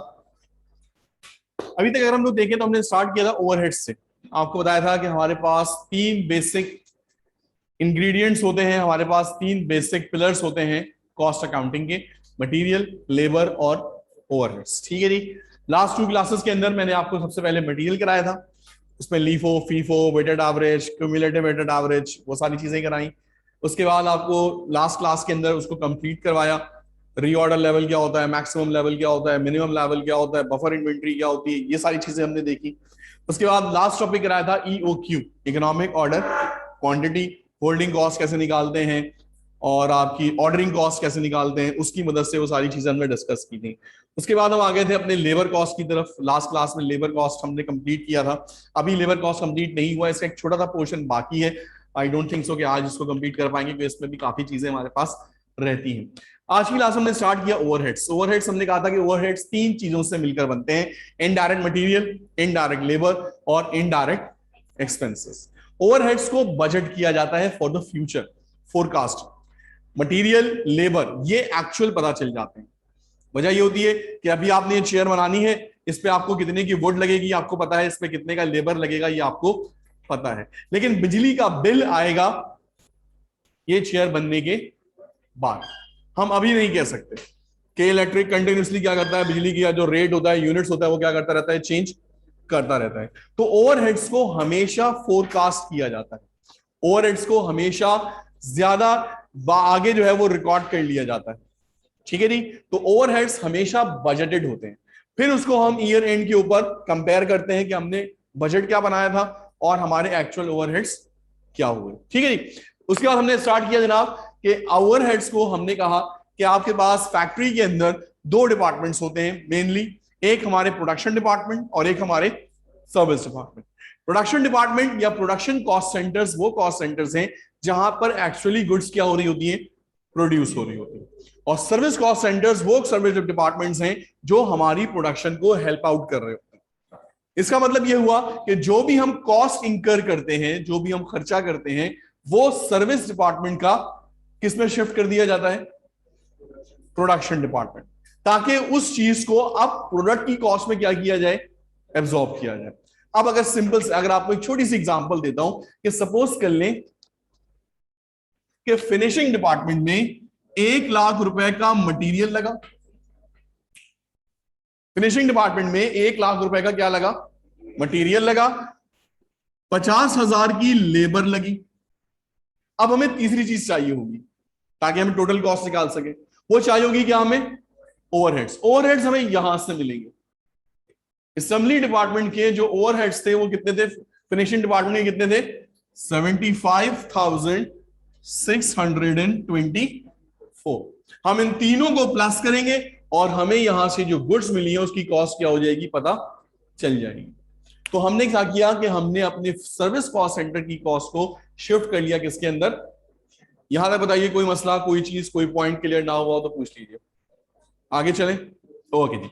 Now the last step, the last step जिसके लिए ये सारी मेहनत की गई, and that is called absorption of overheads. Absorb क्या कहते हैं उर्दू में, जस्ट कर लेना, किसी चीज को जो है वो अपने अंदर जस्ट कर लेना। ओवरहेड्स की कॉस्ट को हमने प्रोडक्ट की कॉस्ट में जस्ट करवाना है ताकि हमें टोटल कॉस्ट पता चल सके। अब ये जस्ट कैसे होती है, एब्जॉर्ब कैसे होती है, इसको समझने के लिए हमें एक छोटा सा कॉन्सेप्ट समझना पड़ेगा। जब हम किसी फैक्ट्री की बात करते हैं तो फैक्ट्री में जो डिपार्टमेंट्स होते हैं ये 2 तरह के होते हैं, एक कहलाते हैं लेबर इंटेंसिव और एक कहलाते हैं machine intensive. Labour intensive department और मशीन इंटेंसिव डिपार्टमेंट। अब नाम से ही जाहिर है, लेबर इंटेंसिव डिपार्टमेंट वो डिपार्टमेंट होगा जहां पर मेजॉरिटी ऑफ द काम कौन कर रहा होगा, बाय हैंड हो रहा होगा, लेबर कर रही। जैसे फिनिशिंग होती है, फिनिशिंग जो होती है वो ह्यूमन हैंड से होती है। आप एक एक चीज को देखते हैं, कहीं पेंट तो नहीं रह गया, कहीं डेंट तो नहीं हो गया, कोई टुकड़ा तो नहीं हिला हुआ है, हर चीज अपने हाथ से उसको क्या की जाती है, प्रॉपर तरीके से क्या की जाती है, फिनिश किया जाता है। असेंबली जहां पर पार्ट्स जुड़ रहे होते हैं, ये ज्यादातर काम रोबोट्स करते हैं। अगर आप किसी गाड़ी की, कार मैन्युफैक्चरिंग कंपनी की असेंबली लाइन में देखें तो वहां ह्यूमन हैंड बहुत कम होता है। वहीं से अगर आप देखें तो दरवाजे कहीं से आते हैं, छत कहीं से आती है, टायर कहीं से लगते हैं और पूरी गाड़ी जो है वो 6 से 7 मिनट के अंदर क्या हो जाती है, असेंबल हो जाती है।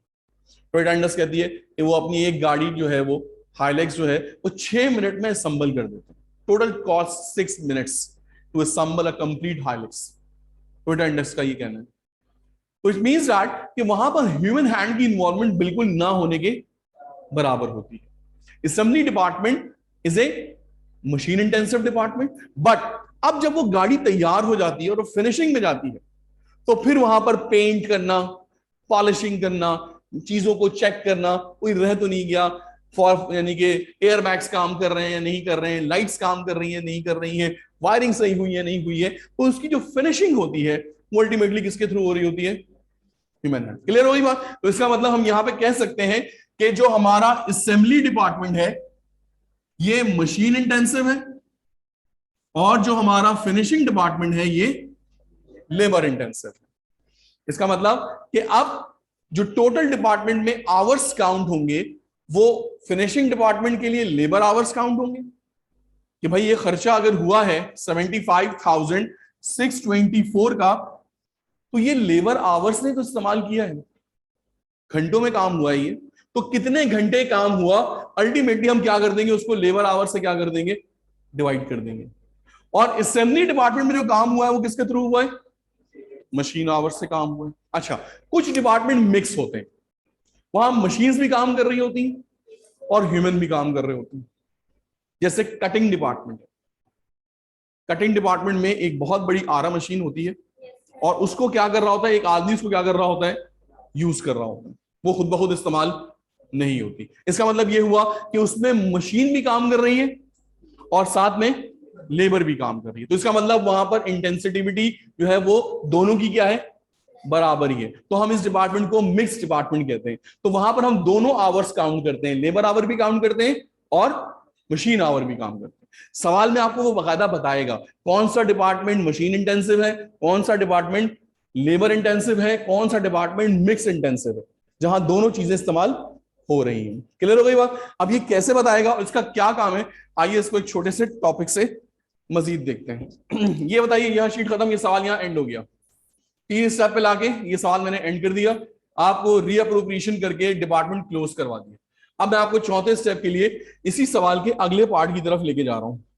ये मैंने किया इसका स्टॉप शेयर, वापस आते हैं जनाब।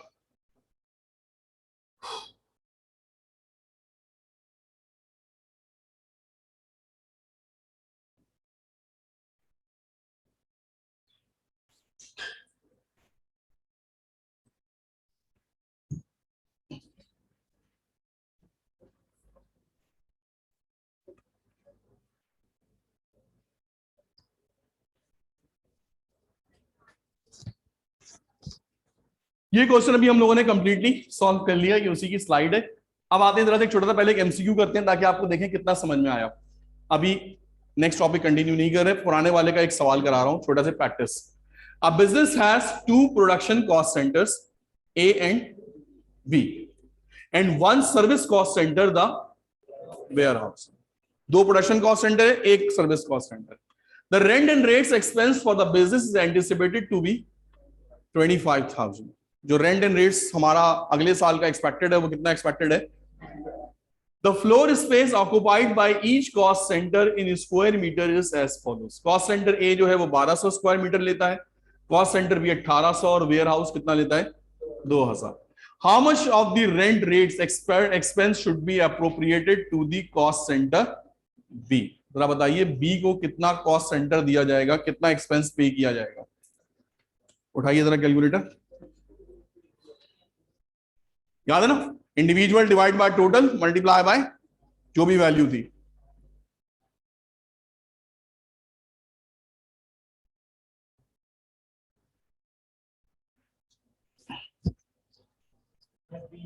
बी, एक आंसर आया बी।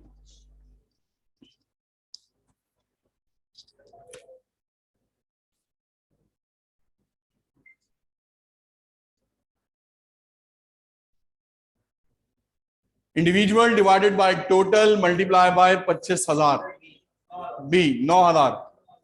चले जी, कैसे निकाला आपने? इंडिविजुअल स्पेस कितनी है इसकी? 1800 divided by total space 5000 multiply by expense, 25,000 का एक्सपेंस, आंसर इज 9,000। 9,000 का एक्सपेंस जो है वो कॉस्ट सेंटर बी को पड़ेगा। Any question? बस इसी तरह के छोटे छोटे सवाल होंगे।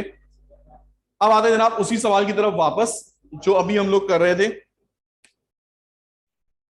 The process of allocation and appropriation of production has been carried out.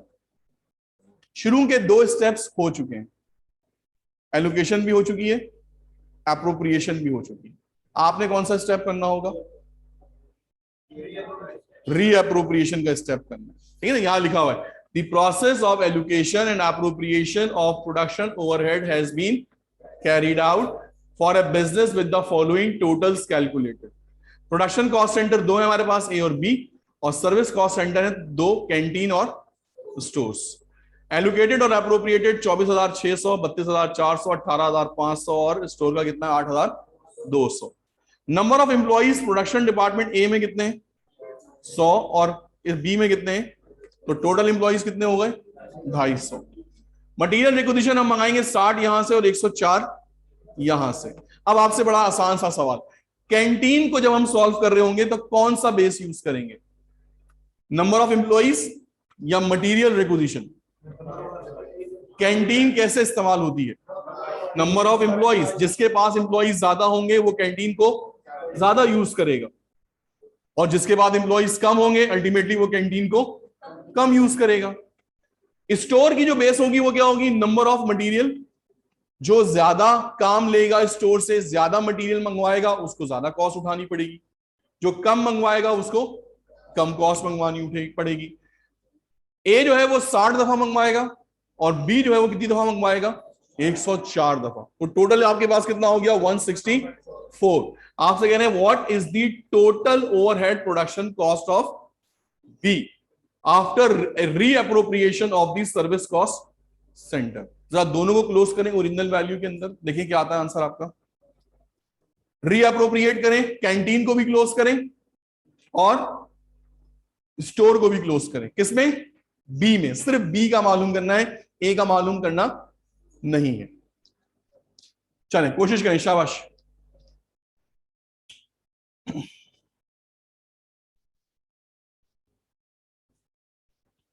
B को क्लोज करें, कैंटीन को भी के लिए भी और मटेरियल रिक्विजिशन के लिए भी।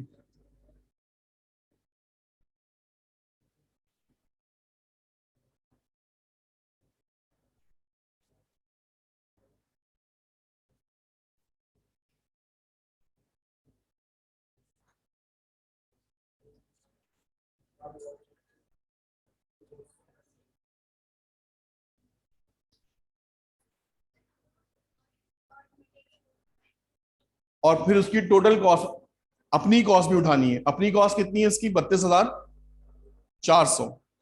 अपनी कॉस्ट भी उठानी है इसकी। तीनों को क्या करेंगे? प्लस करेंगे।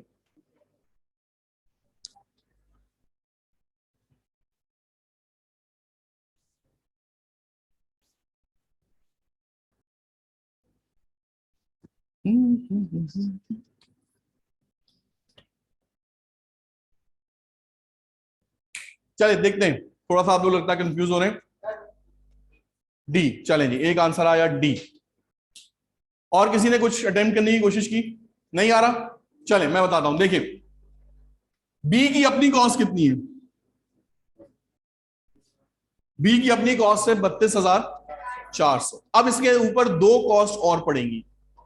एक पड़ेगी कैंटीन की कॉस्ट और एक पड़ेगी स्टोर की कॉस्ट। पहले कैंटीन की उठाते हैं। कैंटीन की कॉस्ट की बेस क्या होगी?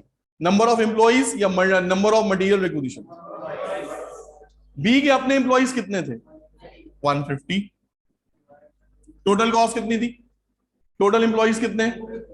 250। कैंटीन की टोटल कॉस्ट कितनी है? 18,500। कितना हो गया? 11,100। ये कैंटीन से आ गई इसके ऊपर, कैंटीन की कॉस्ट पड़ी इस पे।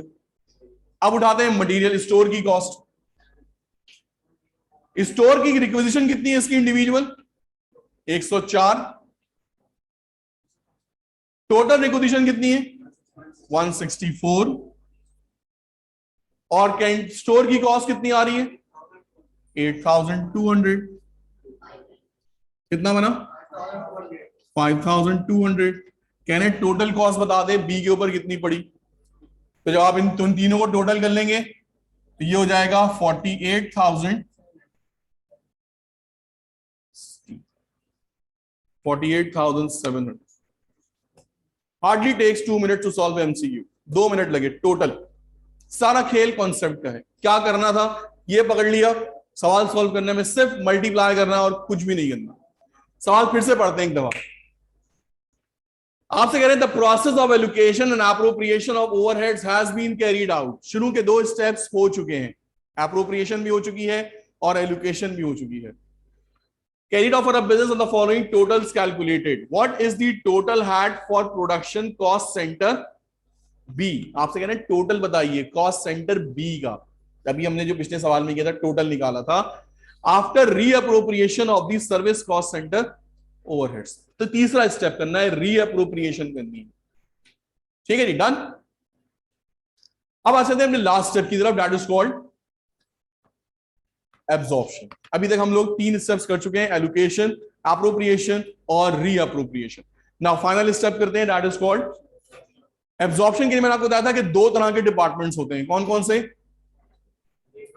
लेबर इंटेंसिव और मशीन इंटेंसिव। लेबर इंटेंसिव वो डिपार्टमेंट जहां पर लेबर काम करती है अपने हाथ से, उसके लिए जो हमारी बेस बनती है वो बनती है लेबर आवर्स। मशीन इंटेंसिव जहां पर काम कौन कर रही होती है, मशीन्स, वहां पर हमारी बेस बनती है मशीन आवर्स। कुछ डिपार्टमेंट मिक्स होते हैं, मशीनें भी काम कर रही हैं, लेबर भी काम कर रहा है, वहां पर बेसिस दोनों होती हैं, लेबर आवर भी और। आइए जरा पढ़ते हैं। Once all the production have been appropriated to the production cost center, an overhead absorption rate is determined. फिर हमारा चौथा काम शुरू होता है कि हमने एक ओवरहेड का रेट निकालना होता है, normally based on direct labour hours and machine hours.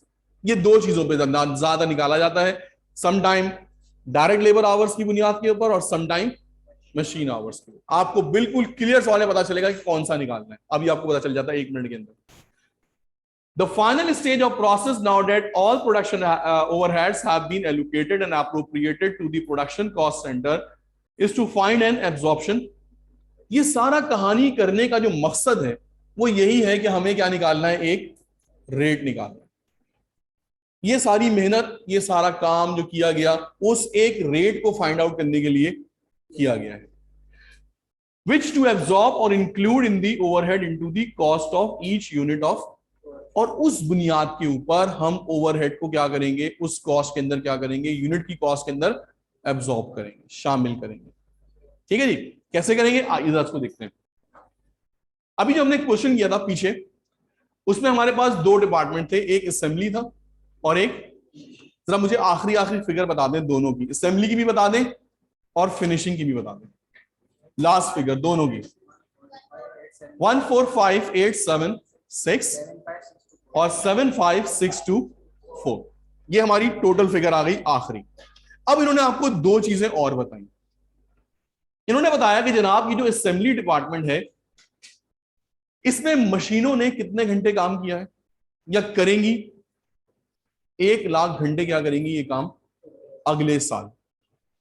और लेबर आवर, क्योंकि फिनिशिंग ह्यूमन हैंड से होती है, तो लेबर आवर जो फिनिशिंग डिपार्टमेंट में लगेंगे वो कितने लगेंगे, 30,000 घंटे अगले साल। पूरा सवाल खुल गया। उन्होंने कहा जनाब खर्चा कितना होगा, 1,45,876, और ये खर्चा दरअसल कितने मशीन आवर्स पे इस्तेमाल होगा, बताइए पर मशीन आवर का रेट क्या है, पर मशीन आवर का रेट क्या है।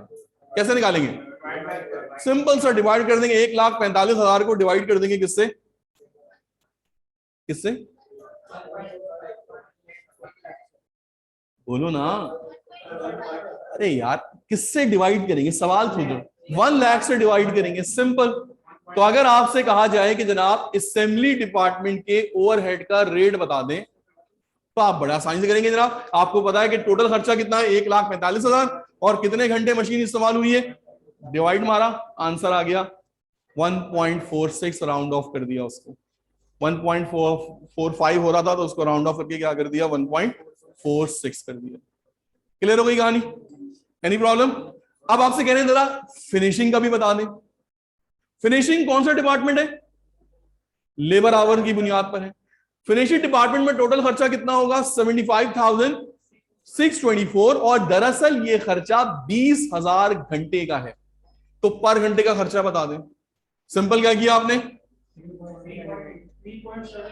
3.78, ये हमारा चौथा स्टेप कंप्लीट हो गया। Absorption of overheads, absorption of, हमने रेट निकाल लिया। अब अगर एक छोटा सा सवाल, एक प्रोडक्ट बनती है, उसके ऊपर 2 मशीन आवर्स लगते हैं और 3 लेबर आवर्स लगते हैं। एक प्रोडक्ट बनती है, उसके ऊपर 2 मशीन आवर लगते हैं और 3, बताइए उसका टोटल ओवरहेड कितना होगा। एक प्रोडक्ट बनती है, ये मार्कर बन रहा है, इस मार्कर को बनाने में 2 मशीन आवर लगे और 3 लेबर आवर लगे। मटेरियल हटा दें, लेबर हटा दें, अभी बात किसकी हो रही है, सिर्फ ओवरहेड्स की हो रही है। तो बताइए टोटल खर्चा कितना हुआ ओवरहेड्स का इस मार्कर को बनाने में। हमें पता है असेंबली का रेट क्या है, 1.2 को मल्टीप्लाई कर देंगे 1.46 से, और फिनिशिंग का रेट क्या है 3.78, 3 को मल्टीप्लाई कर देंगे 3.78 से। हमें दोनों डिपार्टमेंट्स के ओवरहेड पता चल जाएंगे, मटेरियल और लेबर को इसमें ऐड करेंगे, टोटल कॉस्ट किसकी आ जाएगी, मार्कर की कॉस्ट आ जाएगी। क्लियर हुई बात? अगर नहीं हुई है, अगला सवाल बिल्कुल इसी के मुताल्लिक है। यहां तक बताइए कोई चीज, कोई पॉइंट, कोई चीज क्लियर ना हो। क्लियर है? अगर मैं आपसे कहूंगा यहां पर आपने रेट निकालना है तो आप क्या करेंगे, आप एक बड़ा आसान सा फॉर्मूला यूज करेंगे। लिखेगा फॉर्मूला ओवरहेड का, बजटेड एक्सपेंस, बजटेड ओवरहेड्स,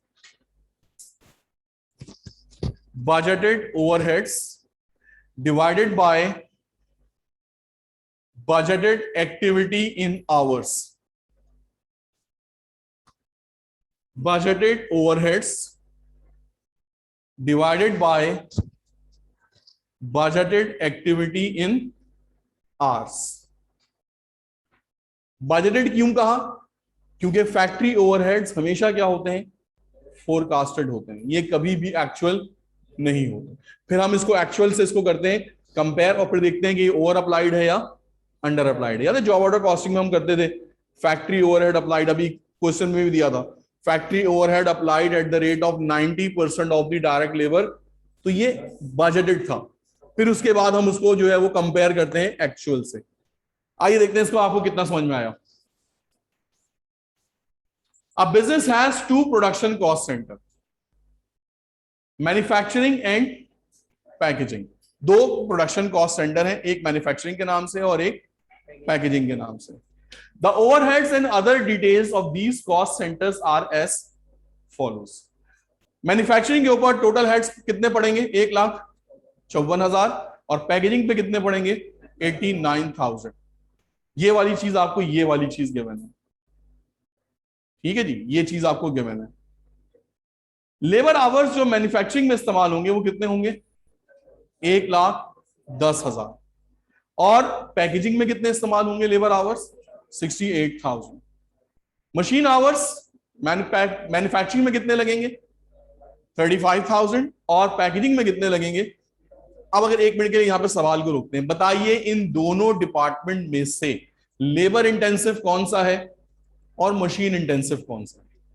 मैं आपको कुछ नहीं बता रहा आगे, सिर्फ ये पूछ रहा है इन 2 डिपार्टमेंट में से मशीन इंटेंसिव कौन सा है और लेबर इंटेंसिव कौन सा है। कोई भी नहीं है,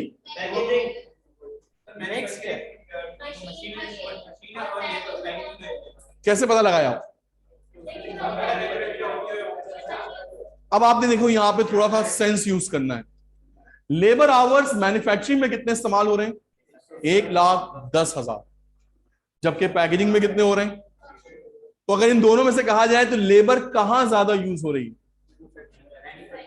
it means that manufacturing is a labour intensive. और अगर हम मशीन आवर्स की बात करें, यहां कितने इस्तेमाल हो रहे हैं 35, और यहां कितने इस्तेमाल हो रहे हैं, तो ज्यादा मशीनें कहां यूज हो रही हैं। तो अगर हम नेकेड आई से देखें तो पैकेजिंग डिपार्टमेंट कौन सा हो गया, पैकेजिंग पैकेज कौन कर रहा है, मशीनें कर रही हैं, और जो मैन्युफैक्चरिंग कर रहा है वो कौन कर रहे हैं, लेबर कर रही है, अगर अपनी नेकेड आई से देखें तो।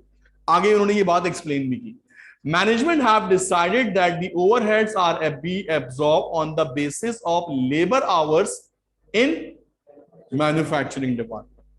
अब इन्होंने आपको खुद बता दिया जो बात मैंने पहले बताई थी। इन्होंने कहा जनाब कि जो मैन्युफैक्चरिंग डिपार्टमेंट में लेबर आवर्स आपने यूज करने हैं वो कौन से यूज करने हैं, labour our, and on the basis of machine hours in packaging department.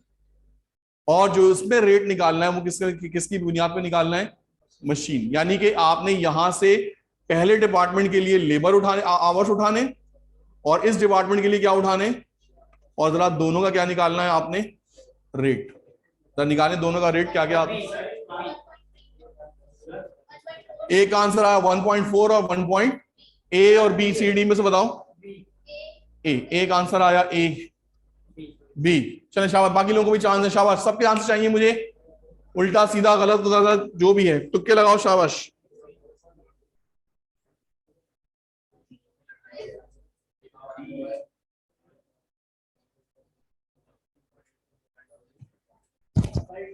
D एक आंसर आया, डी। ये मैंने आपको कहीं देखा हुआ है आपको, हाँ नहीं, हमारी मुलाकात पहले कभी नहीं हुई, नहीं क्लास में तो इससे पहले कहीं और किसी और इंस्टीट्यूट वगैरह में, बहुत हमशक्ल एक शक्ल में।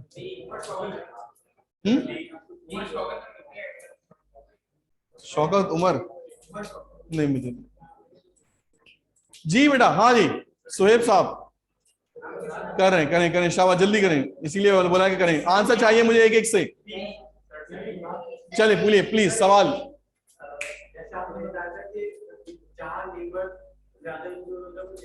इंटेंसिव होता है, जहां मशीनें ज्यादा इस्तेमाल हो रही है मशीन इंटेंसिव होता है, अगर वो कहते तो। लेकिन यहां पर उन्होंने आपको क्या कर दिया है, स्पेसिफिक कर दिया है कि जनाब आपने लेबर आवर यूज करने हैं किस डिपार्टमेंट के लिए, मैन्युफैक्चरिंग के लिए, और मशीन आवर्स यूज करने हैं किसके लिए, पैकेजिंग के लिए। अगर वो ना बताते तो फिर हमें दोनों रेट क्या करने होते, फाइंड आउट करने होते। लेकिन यहां पर उन्होंने आपको क्या कर दिया, स्पेसिफिक कर दिया। तो जब कर दिया तो फिर अल्टीमेटली बात हमारे हाथ में नहीं है। हमने मैन्युफैक्चरिंग के लिए यूज करने हैं लेबर आवर, और पैकेजिंग के लिए क्या यूज करने हैं, मशीन आवर। आया आंसर किसी का, आया? चलिए देखते हैं आप लोगों ने आंसर कैसे निकाला। सबसे पहले आपने उठाए मैन्युफैक्चरिंग के ओवरहेड, कितने थे, 1,54,000। मैन्युफैक्चरिंग कौन सा डिपार्टमेंट है, कौन सा इंटेंसिव डिपार्टमेंट है, तो कौन से आवर्स उठाएंगे, 1,10,000। कितना बना, 1.4 आ गया इसका रेट। अब उठाते हैं पैकेजिंग। पैकेजिंग के ओवरहेड कितने, 89,000। पैकेजिंग कौन सा डिपार्टमेंट है, मशीन इंटेंसिव है, तो इसके लिए हम उठाएंगे machine hours 60,000। 89 divided by 60 should be 1.48। इसका मतलब यह हुआ कि मैन्युफैक्चरिंग का आंसर है 1.40 और पैकेजिंग का आंसर है 1. तो आपके हिसाब से, मेरे हिसाब से जो सही आंसर है that should be B. Let's see क्या आता है आंसर, दैट इज बी। आप क्या गलती कर रही थी, यही सही सही कर लिया था। तो जिन लोगों ने बी निकाला, बड़ा आसान था फॉर्मूला है, budgeted overhead divided by budgeted hours. जी एनी क्वेश्चन, समझ में आ रहा है? ये सब जा रहा है ऊपर से, सब दोबारा नहीं चल रहा है, मैं आगे सवाल कराऊंगा। सब लोग जब घड़ी देखना स्टार्ट कर देना तो समझ लें सबको घर जाने की जल्दी है। और आज क्लास इंशाल्लाह 9:30 तक चलेगी, कोई टेंशन नहीं है। कोई टेंशन नहीं, अभी लेबर भी कराना है भाई पूरा। रिकॉर्ड तो मैं कर ही लूंगा, सारी चीजें रिकॉर्ड कर रहा हूँ मैं। चले, बात की बात है, फिलहाल अभी मुझे बहुत कुछ कराना है इसके अंदर। चलिए लेट्स सी, वापस continue with example in section 3.1 above. अभी हम एक एग्जांपल लेके चल रहे थे, पुरानी वाली, ये वाली, ये वाली। असेंबली का क्या रेट आ रहा है 1.46, फिनिशिंग का क्या रेट आ रहा है। One of the product of business is power puff. ये कंपनी जो है एक प्रोडक्ट बनाती है, इसका नाम क्या है, पावर पफ बनाती है। The product has a direct material cost of 14.30। इस प्रोडक्ट को बनाने में मटेरियल कितने का लगता है 14.30 का। डायरेक्ट लेबर कॉस्ट है 16 प्रोडक्ट को बनाने में 16.50 की क्या लगती है, लेबर कॉस्ट लगती है। Each unit of power puff spend 6 machine hours. एक यूनिट को बनाने में मशीन के कितने घंटे लगते हैं, 6 घंटे लगते हैं इन assembly department, and 3 hours in finishing department, और 3 लेबर आवर लगते हैं कौन से डिपार्टमेंट के अंदर, फिनिशिंग डिपार्टमेंट के। बताइए what is the final cost of this product. Material, labour और ओवरहेड्स को प्लस करिए। रेट मैं यहां पे लिख देता हूं दोबारा से,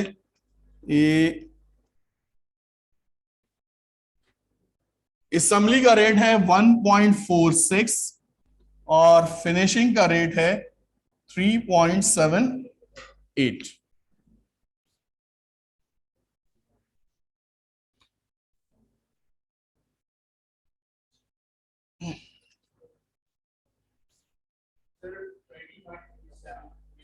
$20.878, एक आंसर आया 20.878।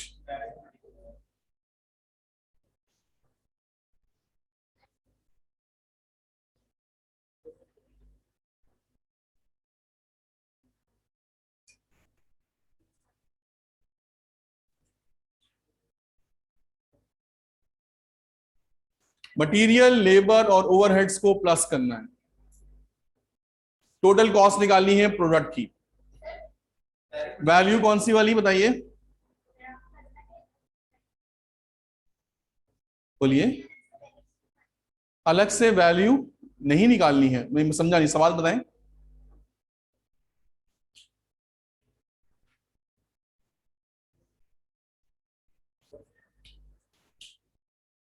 मटेरियल, लेबर और ओवरहेड्स को प्लस करके टोटल कॉस्ट बताएं। दो तो पता ही है पहले से ही, मटेरियल कितने का है 14.30 का है, लेबर कितने की है, दो चीजें तो पहले ही बताया, सिर्फ क्या चाहिए, ओवरहेड्स। टोटल ओवरहेड्स देखें कितने आते हैं,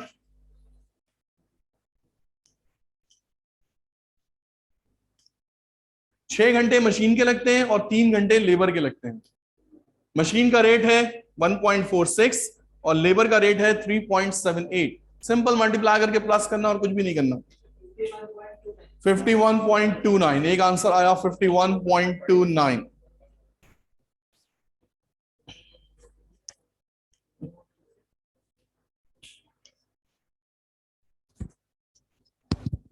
और किसी का आंसर, शाबाश, जल्दी ट्राई करो, शाबाश। जब तक गलत नहीं करोगे सही समझ में नहीं आएगा। 99.33, एक और आंसर आया 99.33।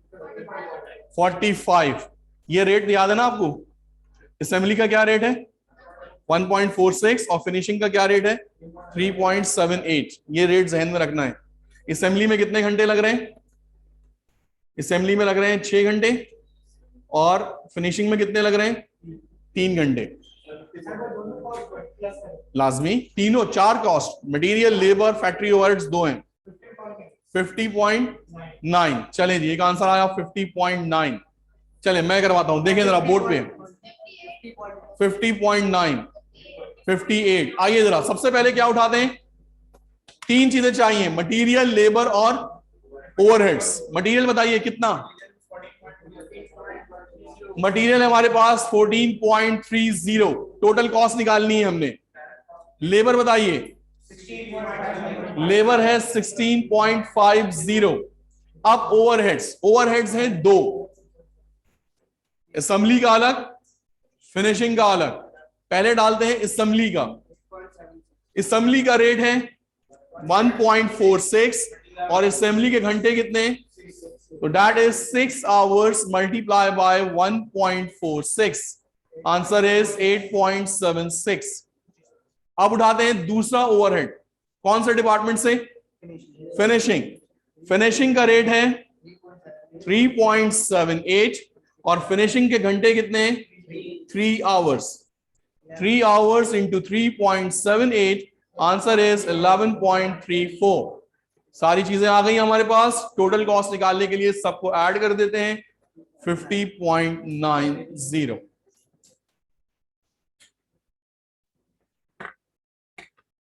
ये होता है ओवरहेड रेट का काम। ये होता है ओवरहेड रेट का काम कि जब आपको ये पता चल जाए कि हमने किस रेट से इसको एब्जॉर्ब करना है। अब एक और प्रोडक्ट हो जाती है, फॉर एग्जांपल वो 4 घंटे मशीन के लेती है, 6 घंटे लेबर के लेती है। बाकी दो चीजें हमारे पास पहले से ही मौजूद है, मटेरियल भी मौजूद है, और सिर्फ उसको उसके आवर्स से और उसके रेट से मल्टीप्लाई किया और टोटल कॉस्ट क्या कर ली हमने, फाइंड आउट कर ली। तो रेट निकालने का जो फायदा है वो बेसिकली ये है कि अब आप इसको बेस बनाते हुए जितने भी मशीन आवर्स हैं या जितने भी आवर्स हैं उसको आप इस्तेमाल कर सकते हैं। तो इस तरह से आपने टोटल कॉस्ट जो है वो उसकी फाइंड आउट करनी है। यहां तक कोई सवाल, कोई चीज, कोई पॉइंट क्लियर ना हो तो पूछ लीजिए। अभी भी फिर से कोई इशू नहीं है, डन हो गया। चलें एक सवाल और करें, शाबाश। अब ये वाला मिक्स वाला डिपार्टमेंट, अभी हमने सवाल किया था उसमें आपको उन्होंने बता दिया था कि एक डिपार्टमेंट लेबर इंटेंसिव है और एक डिपार्टमेंट मशीन इंटेंसिव है। यहां पर नहीं बताया है। A business has two production departments, assembly and polishing. एक असेंबली का डिपार्टमेंट है और एक, one of the product made in these department is stun.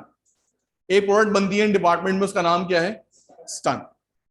Details of these department and stun are as follows. Overhead लगाए कितने भाई, 94,000, ये आपका न्यूमिनेटर पता चल गया आपको। और पॉलिशिंग के कितने ओवरहेड है, 74,800। लेबर आवर्स 20,000 घंटे यहां लगे, 40,000 घंटे यहां लगे। मशीन आवर्स 60,000 घंटे यहां लगे और 15,000 घंटे। स्टन में labour hours per unit, stun जो है वो लेबर जो लेती है असेंबली में कितने लेती है, 3 घंटे, और पॉलिशिंग में कितने लेती है, 5 घंटे। इसका मतलब दोनों डिपार्टमेंट अलग अलग लेबर क्या कर रहे हैं, इस्तेमाल कर रहे हैं। मशीन आवर्स यहां पे कितने यूज होते हैं और यहां कितने हो रहे हैं। Overhead in assembly department are to be observe on the basis of machine hour. ये वही वाला सवाल आ गया। असेंबली डिपार्टमेंट में अब आपने किसको बेस बनाना है, मशीन आवर्स को। And in polishing department on the basis of labour hours. और पॉलिशिंग डिपार्टमेंट में किसको बेस बनाना है, how much overhead in total will be included in the cost of stun. Total overhead बता दें दोनों की यूनिट कॉस्ट को मिलाकर। बिस्मिल्लाह, करें करें शाबाश, ट्राई करें। टोटल ओवरहेड बताएं दोनों डिपार्टमेंट से कितना कितना आएगा पर यूनिट के ऊपर। टोटल नहीं पूछ रहा है, यूनिट पूछ रहा है। जैसे यहां पर यूनिट निकाला था ना हमने, सिंपल क्या कर देंगे, इन दोनों को हम प्लस कर देंगे।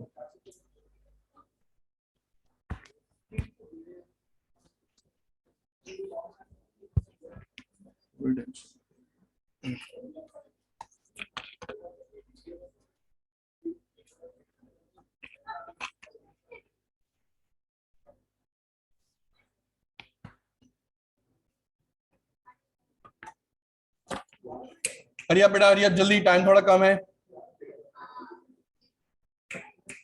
हेलो,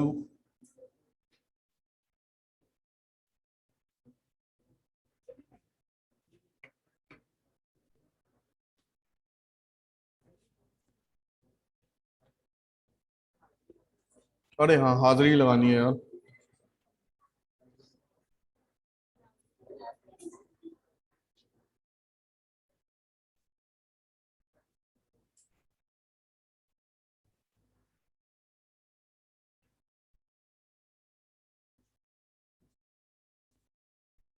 ठीक है जी, डन। फिर से एक दफा करते हैं, सोच के बताइए, अगर बजटेड ज्यादा है और एक्चुअल कम, बजटेड ज्यादा है एक्चुअल कम, ओवर एब्जॉर्ब। और अगर बजटेड ज्यादा है और एक्चुअल कम, तो दैट इज, अच्छा बहुत से स्टूडेंट ये इस साइन में भी कंफ्यूज होते हैं कि ये साइन का है, इसका क्या रूल है? इन दोनों में से बड़ा कौन है? बजटेड बड़ा है, एक्चुअल बड़ा है? जिस तरफ इसका मुंह खुला होता है वो चीज बड़ी होती है। ये जिंदगी भर मैं भी बहुत कंफ्यूज रहा, फिर मुझे इसका शॉर्टकट पता चला, तो आज तक मुझे कंफर्म हो गया। हो सकता है कि बहुत से लोग इसमें अभी भी कंफ्यूज होते हो, तो ये शॉर्टकट मैं आपको बता दूं, जिस तरफ इसका मुंह खुला हुआ होता है वो चीज बड़ी होती है। इसका मतलब बजटेड ज्यादा है और एक्चुअल क्या है? कम है, तो ये बन गया ओवर एब्जॉर्ब। और एक्चुअल ज्यादा और budgeted come, that is under absorb. Overhead का फॉर्मूला मैं पहले ही लिखवा चुका हूं, पिछले टॉपिक में करवा दिया था, budgeted overhead divided by budgeted hours of activity. चलिए जी, लास्ट क्वेश्चन करते हैं, खत्म करते हैं सवाल, बस लास्ट क्वेश्चन, आखिरी। बहुत हैवी हो गई आज की क्लास। एक सवाल करके दिखा दें, घर चले जाएं। चलें, दैट्स इट।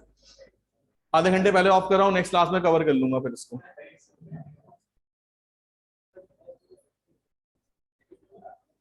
क्या चीज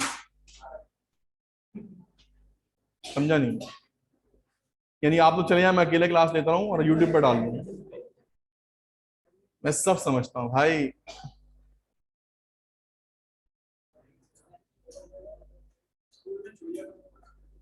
स्टार्ट, शाबाश, जल्दी।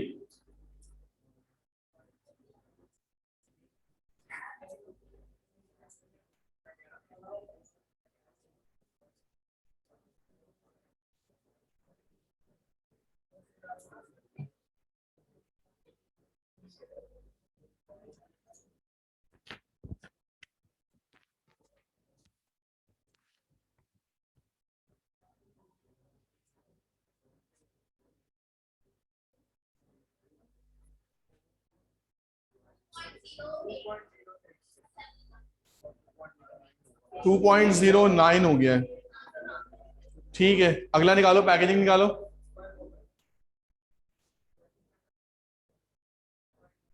यार एक नेक्स्ट सवाल करवाना था, डी, ठीक है, डी। पहला निकाला आपने बजट ओवरहेड 104,300 को डिवाइड किया आपने किससे? 50,000 से। और पैकेजिंग के लिए 64,500 को डिवाइड किया किससे? 30,000 से। एंट्रीज हो गई इसकी, आसान सी हैं। चलें एक एमसीक्यू करें जल्दी से, सही, बस ये तो कुछ सवाल थोड़ी है, एमसीक्यू है भाई। इन चारों को सही सीक्वेंस में रहने बताएं जरा, रख के इसके साथ ए बी सी डी इस तरह से करके।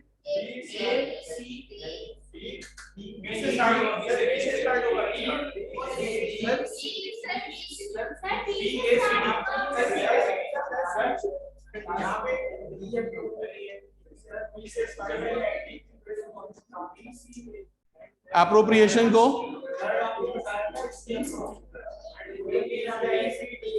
एक्टिविटी, ये एक्टिविटी हो जाता है, ये उसके एक्टिविटी के हिसाब से। ओके जी, what is the name given to the costing method? ये वाला था यार। अच्छा, ये कोई दूसरा सवाल है। Which one of the following is the formula for calculating overhead absorption rate? अभी लिखवाया था एक स्लाइड पहले, ओवरहेड एब्जॉर्प्शन रेट निकालने का फॉर्मूला। ये सारे एमसीक्यू आपको मिलेंगे क्विज नंबर 2 में, इसलिए करवा रहा हूं साथ साथ। C, budgeted overhead divided by budgeted activity level. आपको याद है ना, मैंने budgeted overhead divided by budgeted hours. अच्छा, ये वो वाला सवाल था, मैं कह रहा था कि इसको जरा सीक्वेंस में कर दीजिए। That is BGAC। सबसे पहले होती है एलोकेशन, फिर उसके बाद होती है अप्रोप्रिएशन, फिर रीअप्रोप्रिएशन, और सबसे आखिर में होती है एब्जॉर्प्शन। चलें, फिलहाल इधर रखते हैं, नेक्स्ट क्लास उसको मजीद आगे लेके चलेंगे, बस चैप्टर भी खत्म ही हो गया समझ लें। जी जनाब, स्लाइड भी शेयर हो जाएगी। अच्छा, 2-3 बातें बड़ी इंपॉर्टेंट, यहां तक हमारा मिड टर्म है, ठीक है जी। मिड टर्म हमारे जो है वो यहां तक होगा आपका। 6 चैप्टर मैंने आपको कराए हैं मिड टर्म में। ऑब्वियसली इसके बाद एक क्लास और है, लेकिन वो फिर हम डालेंगे फाइनल के अंदर, ठीक है। 6 चैप्टर आप लोगों ने तैयार करने हैं। Cost behaviour, final manufacturing account, material, labour, job order costing और फैक्ट्री ओवरहेड्स, ठीक है जी। ये 6 चैप्टर हमारे जो है वो मिड टर्म का हिस्सा होंगे। 8th वीक में सुनने में आ रहा है, इसका मतलब एक क्लास और होगी, उसके बाद फिर आपका मिड टर्म होगा, ठीक है। तो इस तरह से इसकी आपने तैयारी करनी है। रोज आना, 1-2 सवाल इसके जरूर करें। टॉपिक जो है वो आपका बहुत लेंदी है इसके अंदर, इसलिए फोकस होगे। और आज तो बहुत से स्टूडेंट जो वो पहली पहली क्लासें भी ले रहे हैं, तो अल्टीमेटली अब वो लोग जो है थोड़ा रेगुलर हैं फिजिकल जो क्लासेस के अंदर हैं। ऑनलाइन अटेंडेंस में एक्सेप्ट नहीं कर रहा हूं किसी भी सूरत के अंदर। तो आप लोग जो ऑनलाइन रहते हैं वो सिर्फ प्रेजेंस होती है उनकी, प्रेजेंट मार्क नहीं होती है उनकी।